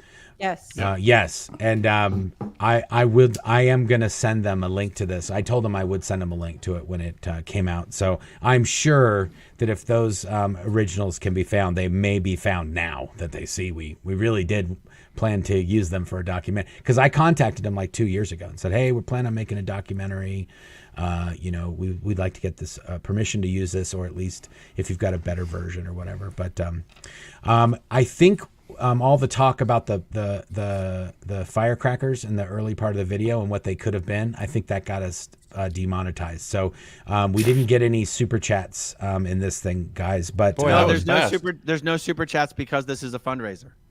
I know, but I had super chats in That's the what I earlier said one. earlier. That was it was on Mike's channel. It was on Mike's channel as well. Yes. It was on Mike's, and he's not changed his yet. So he was in the feed. We're all unanimous on that. So front. Mike didn't click fundraise. No one set Mike. No, I understand. Can't blame Mike. I understand. I'm just saying Mike's channel wasn't set to it, so we were getting super chats. So he got a ton of super chats tonight. We put it on. Just to be very clear, we put it on Mike's channel. We did not have capacity to enable the fundraiser. Yeah, it's okay. Aspect of It's all good. You have to be able to log into his channel to do that. Yeah, it's all good. Agreed we would take care of Mike got a ton of super chats out of nowhere for a video that he wasn't even in. Good for you, Mike. Good job. Guys, we're about to cross $12,000. I know, we're doing good. Speaking of which, I just got a text from Mike. He said, "How did the launch go? It was amazing." Yeah, well, you can say we're up to 12K. By the time the text goes through, we will be. That's absolutely amazing. That's an amazing amount of money. Well, you know, it just shows our viewers. The Sea Org Regis wish they can get that kind of cash in 1 day. 2 hours. Yeah, in 2 hours. Aaron was talking about that the other day on his channel. Yeah. You know, Mark, I just was thinking about this today. I mean, since you and Aaron and Mike started doing YouTube, SPTV and all that, everybody else, we've all joined in and all that. Yeah. The amount of variety of programming that is on YouTube blows away anything that's on that stupid Scientology channel. Oh, yeah. Do you know what I mean? Yeah. And it's also, this is real, though. That's the thing that they can't I know, but I'm just saying, it just blows away the amount of content and how good and diversified it is. It's amazing. Yeah. They don't even have a spokesperson. It's because there's love and compassion out here, Mark. It totally is. And also, we really do embrace. Really care. Yeah, we really do embrace the community. That Maria's footage was in there. Maria, your footage was amazing. Maria de Jesus Gutierrez. Wait, which footage was hers? All that Hollywood, all those buildings, all the church buildings. What was your favorite shot? All of those shots. She came to the Masterson trial. I met her. Oh, I know, but the complex, the Fountain Building, L. Ron Hubbard Way, Aaron, you speak some wicked sexy Spanish for a white guy. I gotta tell you, man, I have to give that is a awesome. Shout out to Rachel. Rachel was instrumental in all of this. She's amazing. She just texted me. She's watching right now. We love you, Rachel. You made this amazing. Thank you. Awesome. Yes, Rachel was one of the. She's the one who shot all the graduation footage. She shot the interview with Serge that we did with Carla Zamudio. Was the interviewer for that? Oh my God! Carla did an amazing job. We didn't really use any of the. We also shot Carla. But we were trying to keep it mostly about Serge and only getting other non-Serge people just to be a voiceover or background. But yeah, that was it was crazy when we asked. I said, does anybody know anybody who lives in LA, or if anybody lives in LA, this is the list, and I just listed out all the different buildings. I said any of the Scientologist buildings that are in Hollywood, we could use video. And I told her, just shoot at the ground, tilt up, hold for 5 or 10 seconds, tilt down, keep it side to side, keep it wide, side to side, no portrait. And I want to say it was the next day or within a couple of days, she sent me the footage, and it was sort of like, oh my goodness, I think she shot every single building in Los Angeles. And not only that, she had, I will say, because I said I would say this, my favorite shot in the whole documentary, and Kelly, I think you made this my favorite, was the one with the stop sign right in front of the blue building. Scientology. Like, if you watch that back, it's just the thumbnail. Yes, it's so good. Yes.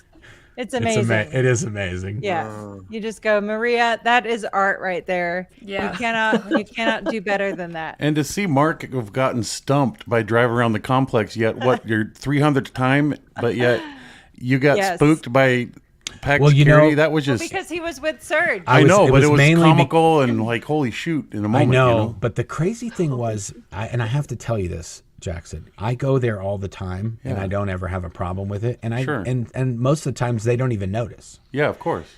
We drove down the street, and within 30 seconds they were following us. And I thought to myself, well, if they were waiting for us, I could see that. But how would they even? I was starting to think, like, did they just because they knew I'm flying to Los Angeles? I know they can see when I fly to Los Angeles because they have an alert set up or something, so they know if I'm flying somewhere. They have a travel agent that can tell you. But then I meant, did Mark they really? Hitley is flying to Los Angeles. But do they really think, oh, they waited, they watch me land, then they follow me, then they find out where I'm staying, then they follow us. So because it was like they knew we were coming, and it was the weirdest. I wish you guys had a dash cam. I really wish you did, because I know, get that guy driving around the front. That one clip that I got of them, because you can see them but we can't, and that clip of them, and they're both just staring at you guys as you drive around the corner. In a humorous sense, Kelly, it was every time. watching Mark's eyes following him around was like having a dash cam, because Mark was watching his eyes you from could around see the front me. of his car to the you side. could see me as we were driving down the street, because I'm talking to Serge about pumpkins and shit, but I'm already clocking 3 different security guards. I'm going, okay, that guy knows, that guy's onto us, okay, that guy ID me, okay, this, and Serge is like, what's with the pumpkins? I'm like, it's Halloween. Come on, let's go. What we got? There's more important shit. What's that? You said the guy that knew you pointed at you. Do you know what? Yes. Do you remember his name? He's like it wasn't Odo, not Odo. No. It was the old guard. Roy. It was Roy with the mustache. Yes, Roy. Roy Roy's Rodriguez. Roy Rodriguez. He's been there for like Since I got years to or something. Scientology in 1978, he's still there. You remember he used to be married to Jody Reed. Did you know that? Before she married Martin. Jody Carlson? No, she that was became her Jody maiden Carlson, name. yeah. Well, no, she was married to Carlson and Cleve Carlson. Cleve Carlson, yeah. Sea Org names will get around. His Marriages boy was get around in the Sea Org. But Roy was married to Jody. But anyways, that was Roy. And I was going to say, I feel anxiety too. I totally get Serge's driving around, because every time I go by, and I don't go very often, but when I do go around the complex, I've been with people who go, oh, let's walk around it. I just don't feel comfortable. I know. Same thing at the Gold Base. I just don't feel comfortable. But I was going to say, when you came to Vegas, when we went to the Ideal Org here in Vegas, Mark's like going like, oh yeah, I'm just going to walk right into receptionist and get a picture taken. I'm going like, I'm not going in. Yeah, there. Mark's like, I'm going to sit in the car. Okay, that's some craziness you're talking about right now. I would just go to every org. If I was in that city, I would just go and I would get the receptionist to take me a picture in the lobby. What were you going to say, Aaron? I don't understand these old timers. Roy's boy, Sebastian Rodriguez, has left the Sea Org. He's married. He's living his life in the real world, and Roy is still fucking Roy there. has dirty laundry the length of L. Ron Hubbard Way about the pack crimes. I mean, he was with me on the Incom mission watching the JR. Yeah, dude. Yeah, he was on the original. Yeah, I can go on for weeks about what Roy knows. So, yeah. Roy is the Kirsten of Pack area. Yeah. Hey, Roy, we'll help you leave, brother. I know. Yes, brother. Yeah, Roy, come tell us your secrets, Roy. It's funny that you knew. Roy. It's funny that you noticed that, Aaron, because as soon as we drove, Roy, as soon as Roy and I locked eyes, and I was just like, yo, and then I was like, will he remember me from 30 years ago? I don't know. Well, and every time you see him on that bike. But when we came back down the street, they were somebody all did. It. The best one was I love the way that Kelly focused the footage on the rear view. Yes, that was amazing. You're totally relaxed and you're totally like, oh, it's all good. And meanwhile, as a viewer, you're like, it's not all good. Get the hell out of here. You're not all good. Get out of there. The best part is we turned down the street. And then it got real quiet in the car there after that. It was so much longer as well, that gap. Yes, where, it was. I left some of it. It was long. Yeah, you guys did not talk. Yeah, she really captured that sort of like, oh boy. Yeah. We're about to cross 13,000. Serge's eyes. Yay, 13K. Yeah, so but then the best part is when Serge says what he says. He says, yeah, I don't think we should stir up the bees anymore. And I was like, the bees. So we were going to go see his house that we mentioned, the dollhouse. So at one point he lived on L. Ron Hubbard Way, right across the street from the Asho building. The American St. Hill organization, which Jay Leno brought up on his show and called it the Assho Foundation. They have this show on Jay Leno. They used to have a bit on Jay Leno every week. It was called Headlines. And they would just take random newspapers and just any like typos and stuff like that. And we lived in Burbank. We lived literally like 2 blocks from where they shoot the Tonight Show with Jay Leno. And we're sitting there, and he goes, "This is a new letter, a new newsletter put out." And then they bring it up on the screen. It's from the Assho Foundation, and I was like, "Hey, babe, the Scientology guys are on Jay Leno right now." That is freaking awesome. I have to look that episode up because it is funny. Oh I don't know God. if it probably is on YouTube. Okay, so I once went to Sacramento when I was at ASHO. Yeah, he worked at ASHO. Aaron worked at ASHO. Except it was ASHO Day. So what does the name tag say? ASHOD. Okay, and I go to Starbucks, and the woman looks at me and goes, "Ashod." Oh my God. Ashod. Yeah. Shoddy situation. And I'm like, it's Wow. better than asshole. Yeah, it's better than Assho Foundation. Anyway, but the best part is that Amy's You guys seen that movie, that Meet the Fuckers? Yeah. He's like, asshole. I love that we can all laugh about this now. Good point, Kelly. That's It's awesome. amazing. Anyway, so when we went, the whole reason we were going to go to the dollhouse is because right across the street from Asho is a little house, and it was painted pink, and everyone always called it the dollhouse. Anyway, that's where Serge lived with his mother and his brother when he had the accident. They lived in that house right across the street. So, yeah, we were going to go back. We drove by it that's the one right there. And I said, okay, good. We'll drive back around. We'll just park, and then we'll walk up there and we'll go talk about it and all that good stuff. So after that whole security guard thing, Serge was like, yeah, no, we're scrapping the dollhouse tour. We're gonna move that to another day. Yeah, he That's not vetoed supposed that. to be- Yeah, He vetoed it so hard. He was like, Don't you know what? stir. The bee nest. I'm out. But he was I really can't look at humble Amy about 'cause it she's too. making me line charge. Yeah. He was so For humble about anyone denying. watching, line charge means Oh, when my somebody goodness. says Total something laughter. that causes you to start laughing uncontrollably. It's a Scientology term. Yes. Sorry, Mark. I had to bring out the That's Scientology okay. definitions. What was that one-liner from Mythbusters? I reject your reality and institute mine. I reject your request, Mark, and keep driving. What about put your manners back in? Oh my Yes. gosh. You're crossing the line and you know it. Oh, I got to tell you this story. Totally not this Serge related. So we were shooting a video. We're shooting a video for an Australian TV show the other day. Yeah. And there is an Australian journalist who interviewed Tom Cruise and started asking him questions about Nicole Kidman. Peter Overton. And that's the guy that Tom Cruise said, "Put your manners back in, Peter. Peter, put your manners back in." No one's ever asked me that before. Yeah. Anyway, no one's ever asked me. Anyway, this guy. Okay, so that's a huge thing, and everybody has probably seen the video. If you haven't, just say "Put your manners back in, Peter." If Tom you would Cruise. like to and know watch what the that video. means, just let us know. Yeah. We provide definitions for $5 a pop. Anyway. Imagine if you had said, "Get your FO38 in." Well, Yeah. but the best part of this is Tom Cruise. I think he was zinging this guy. Like he thought he was putting this guy in his place. Is that the Yeah. Okay, I don't know if I'm supposed to tell this story or not, so I might Go get in ahead. trouble. You are. Go Just on ahead. that Go ahead. bare mode, Go yes. have at it. At that TV station, they made like a whole wall picture of that guy, Peter Overton, and they put a big giant writing on it. "Put your manners back in, Peter." And they put it's in the newsroom, this giant thing. And that guy is a legend at that place. Yes. He is an absolute legend. So the guy that we was shooting the thing, the video we were doing, he knows that guy, and so every time we would do anything, it would be like, "Hey, put your manners back in. Put your please. Peter back in. Put your Peter back in your manners, please.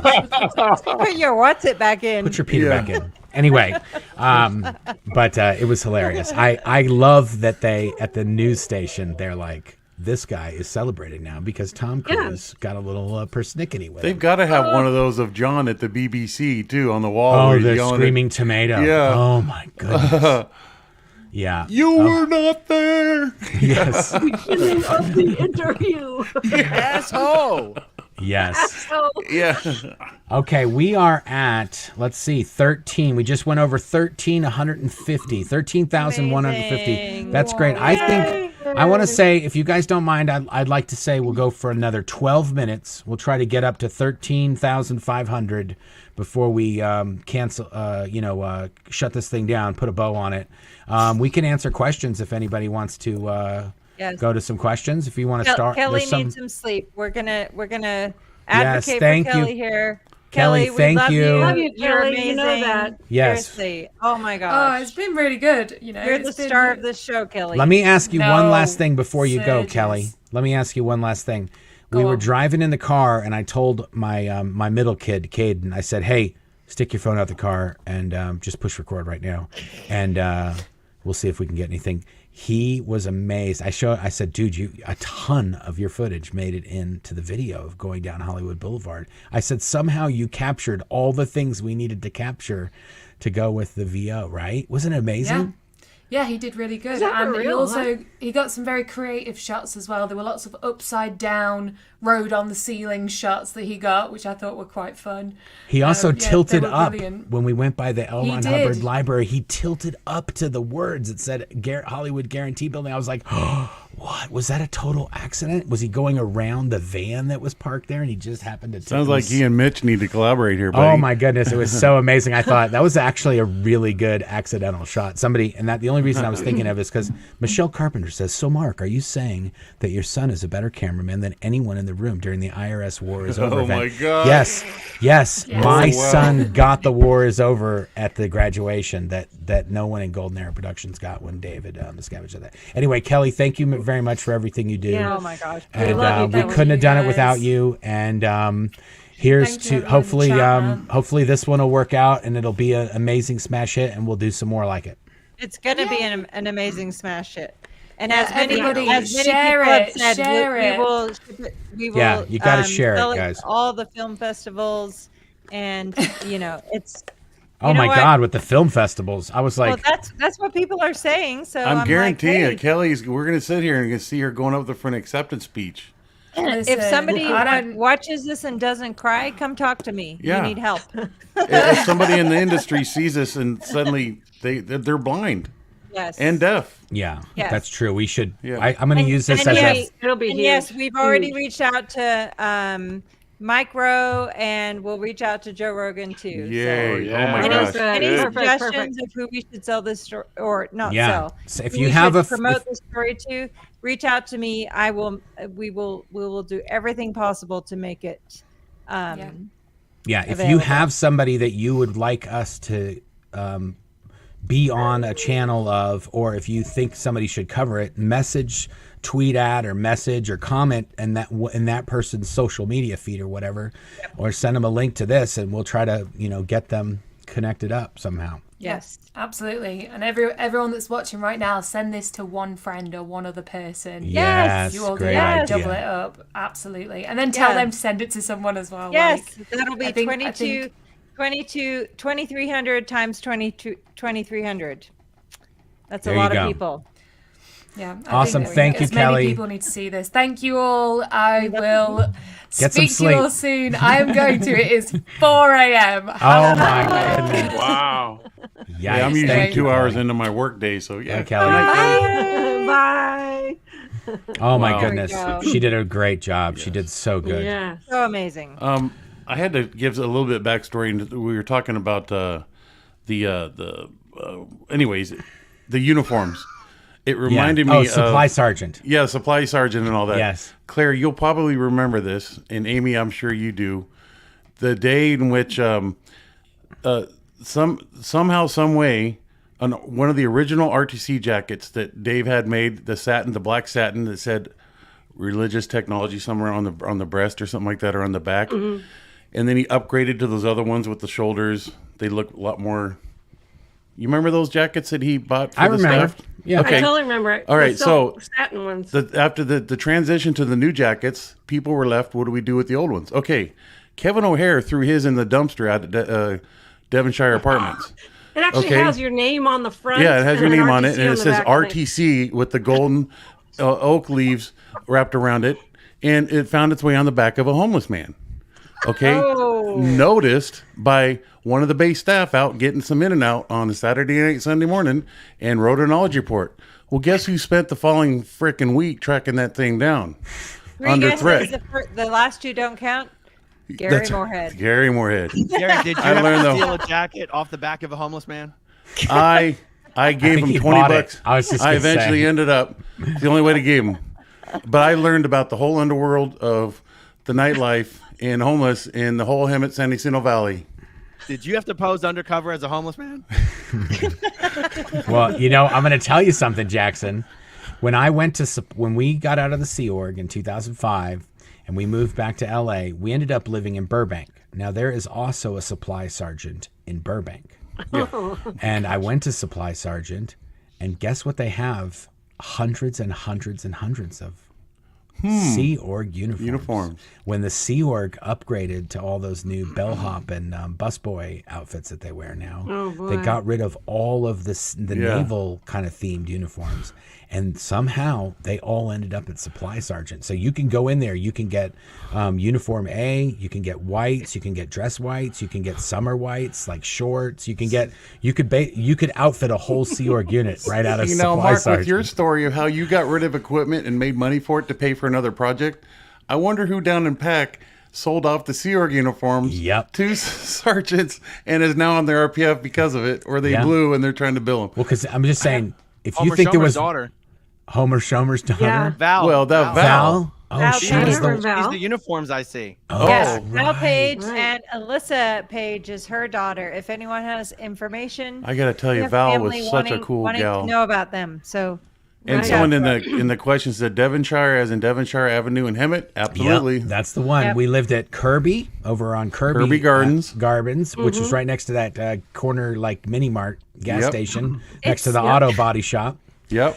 And then you've got, there was also Quant Ranch for a while. That was my house. Yeah. And then there was also, what was the other one? What was that other one? Kirby, Devonshire. There was one out by the airport, which I forget what the was name. that one called? I couldn't remember that one. I don't know, but Oh, then there Mark, was you're muted, Mark. What Mark's got it? Oh, I muted you. Unmuted. I said the one out by the airport is the one I blew from. What was the name of it? What was it called? I don't remember. Because RTC, remember? there was another No. one at that end of Sanderson Avenue that RTC stayed in out there too. So there was like at one time 4 locations, but Yeah. it was Did you eventually all already say reduced.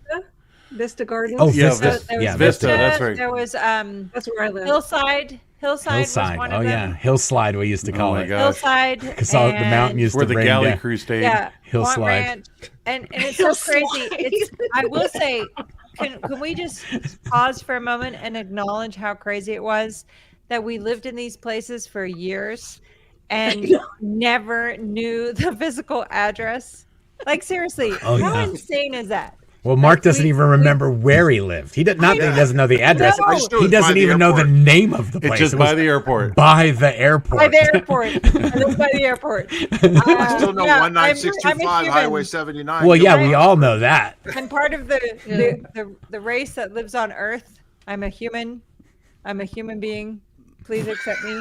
Yeah. Okay, I'm going to go to these last comments because we only have 4 minutes left. Japan of Green Gable said, question, does Serge know what he wants to study at community college? That's does. a good question. He wants. does. I know, but there's been some developments on that in the past few weeks. In order for him to go to community college, he needs to get books and he needs to spend money on food. He can't, it's impractical for him to bring a lunch there. We basically were test driving it with him to see like, okay, what it would take to go there. And he went there for a few days just to get a tour and to see things. And logistically, it is a lot for him to get from where he lives to the community college that he can get into. And so right now, he wants to get a job first, and he wants to kind of make some spending money that's not going to put him out of his disability. So he needs a part-time job where he can do something. And we're going to do that first, and we're going to see how he navigates that. Again, this is a guy that was nonverbal, and he was living on the streets for 10 years, just a few years ago, not too long ago. So we're not rushing him into anything. No, but he is planning to get a degree in philosophy. Yeah. And he has a good interest in that. And he really, as he's proven, he can overcome significant hurdles. Yes. So. Okay. Is he able to watch like Friends and stuff that we never got to see? I'm just morbidly curious. I don't know what his viewing habits are. Watch some Breaking Bad and I do Sopranos. know he uses up his data allocation every month. Pretty he significantly. maxes out that data. Oh, is he on the unlimited plan? Charges? Is he What's going that? over? I don't know about going over. He's not going over. Question. But he uses it every Serge mentioned that there was an RPF for the RPF. Yep. Why does this not surprise me? Was there a name for this? Yeah, it's called the RPF's RPF. Yes. RSR. The RSR. RSR. Creative name. Now, I've been on it many times. I've been on it. I know Matt. I just did a project with Matt for a few weeks, and Matt has. I don't know how we haven't heard a 100th of the stories Matt has, but Matt does have the most amazing stories. And he was on the RPF. I don't know how many times. How many times were you on the RPF? How many years or different times were you on the RPF, Matt? Twice. I was on it twice. Once I was on it for about a year and a half, and I graduated, and then I was on it for about 6 months at Flag at the end when I took off out of there. Yeah, but he has the most amazing RPF stories. Were you ever on the RPF's RPF? Oh yeah, I tried to set the record, but I got kicked off it because it's a long story. But I didn't want to tried to set the record for how many times you got assigned to it. No, continuous. How long to stay on it? And Matt, when you went and shredded your ethics folder, was that through that old behemoth shredding machine out behind the old original main booth? You remember that old? No, there was a shredding machine. The garage, right? Yeah, There was a shredding machine in HCO at that time. This was way back there. You shredded your ethics folder? Yeah, you didn't know that? Mark? You broke into the filing cabinet. Can I just say, hats off to you. It would have brought me That's great why Matt's hate sites to shred my ethics file. Oh my gosh. That's why Matt's hate site is so thin, because they just don't have any files to go through. There was nothing to go through. They couldn't manufacture anything. There was nothing. For all those years, the guy would have got like one report. See, I guarantee you, when Matt left Flag, that was a drop the mic moment for Matt when he blew and left. It was like, drop the mic. I'm out of here. Mark, we're almost at 14. Let's keep going until we hit I know. 15. I'm gonna keep going on questions. If you got questions, put them in the chat. We could do 15. We could do 15 before we time out. Whoever's willing to stay. Born and bred Sea members. You guys don't have to stay, but all the time. It's only 11 o'clock Eastern. I got a fresh batch of rice and beans. Oh my goodness! No, Jackson, come on now. We all saw you get pizza. So don't be making up stories now. Malarkey saw says you lose that battle too, Jackson. Enjoying my 1D solo session. Malarkey says, okay, if Serge was hanging out on the boulevard, how did none of you ever know he was there? Well, we didn't work. Yeah. We didn't work. Yeah, we didn't. Thank you for that, Malarkey. We didn't. Thanks, Malarkey. Yeah, I didn't work from 1990 to 2005. I worked in the middle of the desert in Gilman Hot Springs. And I was right there with you. Yeah, and almost pretty much everybody in here except for we'll Aaron. Help you, and sometimes we'll not. I say that because they helped me in that when Mark escaped, the deputy in charge decided to file a police report knowing that Mark was married to me. And the only reason we know this is because they were depositioned in our lawsuit. But yet, in the case of Liz Ferris, where she'd been told for 19 years that her father was dead, somehow they've lost the ability to grow a pair and step up to the plate and retrieve Bob Ferris and talk to him alone. Are you watching another stream that we're not hearing? What question are you answering? We just got asked why we didn't see Serge, and somehow you're talking about it was a follow-up answer to that question. Riverside. It was an embracive answer, honey. Just accept it. We were in Clearwater all those years. Yeah, Matt and Amy were not there, and Mark Fisher was long gone. We were working on our tan out in the desert, is what we were doing. Where were you, Aaron? So I did not get to Los Angeles until 2002, and even when I got there, I didn't know who Serge was, and I was on L. Ron Hubbard Way. I wasn't on Hollywood Boulevard. Down by Ivar. I was down by Fountain. I wouldn't even if I had seen Serge sitting on this sidewalk, I would not have known who he was. Yeah, and also there have been people in the comments who know Serge, who went to school with Serge, or in the Sea Org with Serge, and I think even one or two people that were in the Sea Org or left the Sea Org and saw Serge on Hollywood Boulevard and connected the dots and knew that it was Serge. What was the name of the guy that asked that question, Mark, that got us started on this? What was the Malarkey? Okay, so Malarkey's going to go. I'll repeat the auditing command. Was there a time that you did? When did you not? Yeah, none of us were there. We didn't see him. Me right now, I'm sorry, Claire. I'm sorry. Yeah. Can I ask a quick question? Yes, Mark, please. Is it really quick? I know that. No, I know. Yeah, it is. Oh my God, I know Claire. the name Bob. I'm gonna mute her in a the name second. Bob Ferris, So but how would I know Bob Ferris, Jackson? He was a bleach blonde with a. He was married to Olga down in Cine. He was an audio tech. He worked. He was the tapes technician during the Gauss line evolution. He was like the second Bruce Platts in the tapes area. Yeah, because I remember the name, but I can't put a picture. He always had the nicotine stains down his bleach blonde mustache. Oh, damn. Yeah. Well, I mean, was a signature of his. Yeah, he mainlined Claire, you're coffee. muted, by the way. I muted her. Oh, jeez. She's had too much Jesus juice over there. She's got too many IPAs over there. Yeah, she's checked in on Untapped or something. Can? I don't know. She's definitely just a couple sandwiches short of a picnic right now. Just one can shy of a 6-pack. Claire doesn't know that she can unmute herself. No, I've got my hand I've got it on the trigger. It's going every time. If she unmute, I'm gonna zap it right back to where I know. Anyway, good job, Claire. She got one little thing in there. She always #free Claire. Yeah, #free Claire. That was freaking beautiful. God, Claire, you are juiced, girl. Right goodness. On. I know. This is fun. I know, but it got 14,333. You see, Osa, everybody else, you too can have this much fun. $14,333, guys. That's amazing. We've got $700, and we are gonna hit 15K. This will be. This video, we got to share this video, guys. We got to share this video. Yeah. The more channels, Facebook, Tweet, X, whatever they call it these days, YouTube. If you haven't subscribed, so please subscribe to the channel. That helps the algorithm put it in front of more people. But liking and commenting seems to be even more effective for the algorithm. Nobody really knows, but we like to say these things. Because sometimes people think, I don't even know why, but if I say the word algorithm, people go, you know what? We should comment for the algorithm. Aaron explained it really well the other day on what happens you gave a whole backstory on what happens when people are led to believe that they subscribed simply because they were hitting the wrong button or the algorithm. Well, the algorithm is so smart that once you watch a few videos, it will keep serving those up to you and you're recommended. So some people think they're subscribed, but they don't. YouTube just keeps sending you that shit. And so I told my viewers, I'm like, if you're watching this and you see my videos all the time, look at the subscribe button. You might not actually be subscribed. And it's incredible how many people that's true for. Yeah. So, yeah, we like that. I'm unmuted. Please, guys, I unmuted Claire like 10 minutes ago. Okay, we're good.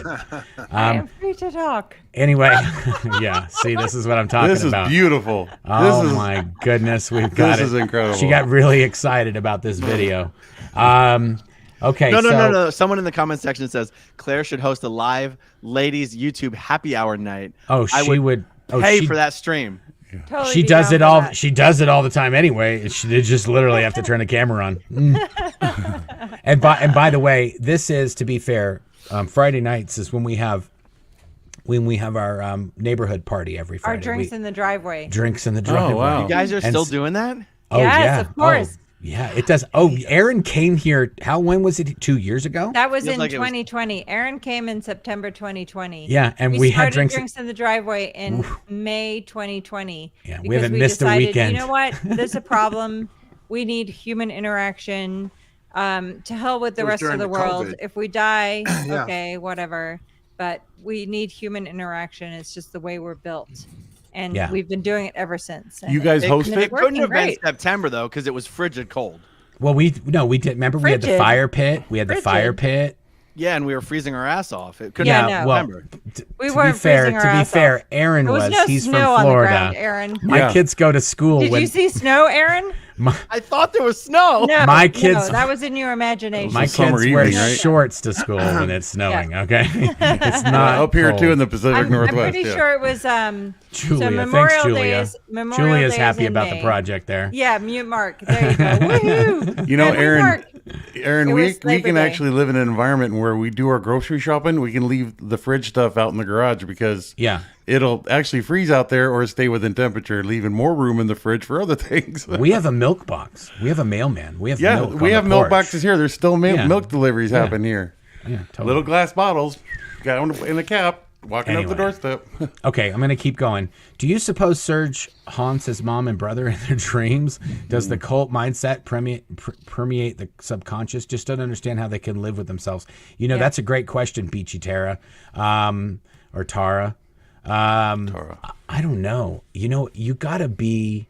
I mean... He's got his own onion, his own unique onion. To be fair, there's other parts of the story that are not great.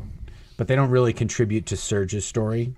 I don't know what the story is with his brother and his mother. I just think. Well, looks like Matt's gonna go find out. Well, they're gonna find out about the video. Someone's gonna know them and say, "Hey, your brother's alive" or something, and think because we don't even know that they know he's alive. Yeah, we don't even know that, and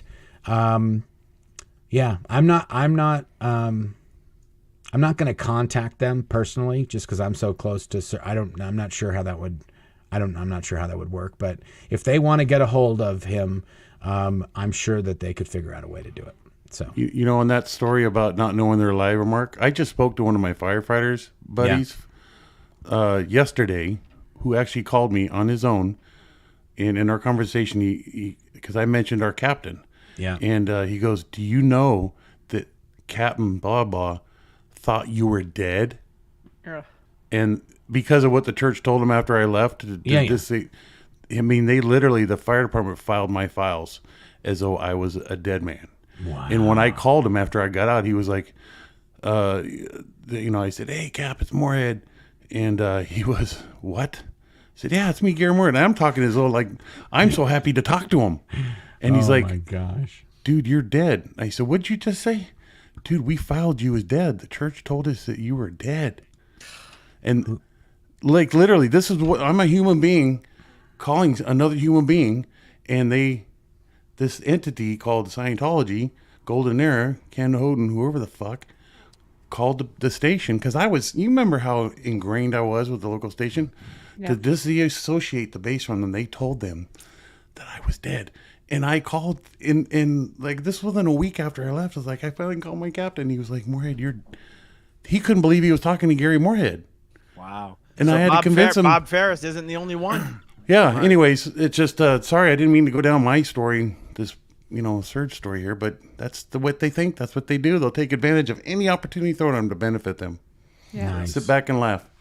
Wow. We did, you guys. We crossed 15. We did. We crossed 15,000. It says PDD. No, PBD.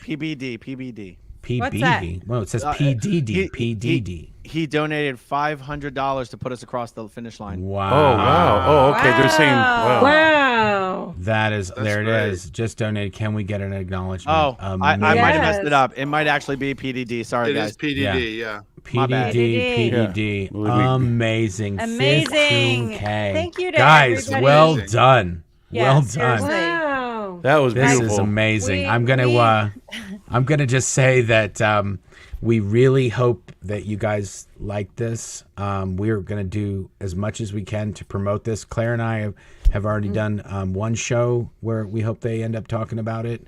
Yeah. And that has a reach to millions and millions of people. If you guys tweet it, exit, whatever they call it these days, put it on Facebook, share, like, subscribe, do as many things as you can. So we can get this out. There's literally over 2,000 people watching right now. Yes. And if you're watching this on the replay crew or you're listening to this on a podcast or however you're getting this, please like, subscribe, leave a comment. It helps us get the word out. We're already, this channel has 37,500 subscribers. That's more than Scientology has members right now, guys. Yep. If we can't just finish this thing off once and for all in the next few years by getting these stories out, because Scientology can't play around and pretend that they're helping people when this kind of story is just out there. It just makes accountability. It just makes it like, what are you talking about? You're not helping anybody. You can't even help your own people. So We want to get this out to as many people as possible. All the different SPTV channels. Thank you everybody for coming. Thank you for guys who are hosting the video or posting the video or streaming or redirecting, whatever. We want to make sure as many people get this message as possible. And we really do want to set it up so that not only does people find out what's really going on in Scientology, but the people that are leaving or that Scientology have thrown away, we get those people helped as well, so that nobody gets kind of left out in the cold, so to speak. Yep, absolutely. Awesome, guys.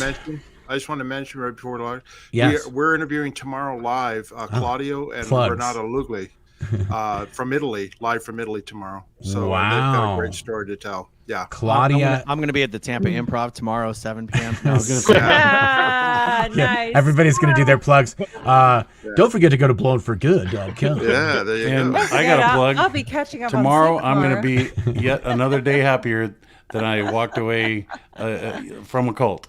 Yes, exactly. Say what you're. Today is a great day not to be in a cult. That's right. Yes. Right, Aaron? And with Scientology, it's always worse than you think. Yeah, that's right, man. You can't make up these stories. You cannot. There's no, truth is stranger than fiction, right? Yes. Go ahead, Aaron. Did you guys see the 3.5 million subscriber channel called Sam the Cooking Guy? 3.5 million subs. He did a video, and in the first minute, he said, "What do I know? I grew up in a cult." And he goes, "Okay, fine, I didn't, but it's what they say on a channel I watch all the time." Oh, wow, Nice. dude, that's awesome. Nice. That's Yes, amazing. that is awesome. I'm going to end this video with this right here. Nina Olson says, SPTV crew, please, please, please let Serge know how much we loved his story and how much we admire him. Heart, heart, heart. I'm going to end the video on this. Hopefully Serge ends up watching this video as well. Yeah. And he can see for himself how much there are people out there that support him, that are rooting for him, and that have helped him. Because everybody who's donated to the Aftermath Foundation so far, this is what your donations cover. And this is one of many stories that we are going to tell you. This is one of many, many people that we've helped. So that's what it's all about in the end. We want to make sure everybody gets the help they need. The board members work for nothing. This is nothing at all. All your money goes towards the projects. Yes, completely. Thank you, guys. Thank you, everybody who joined us. Thank you, everybody who was watching tonight. And we will see you on the next one. Love you guys. Bye. Bye, everybody. Love you, Sarge. Love you, Serge. Bye, Serge.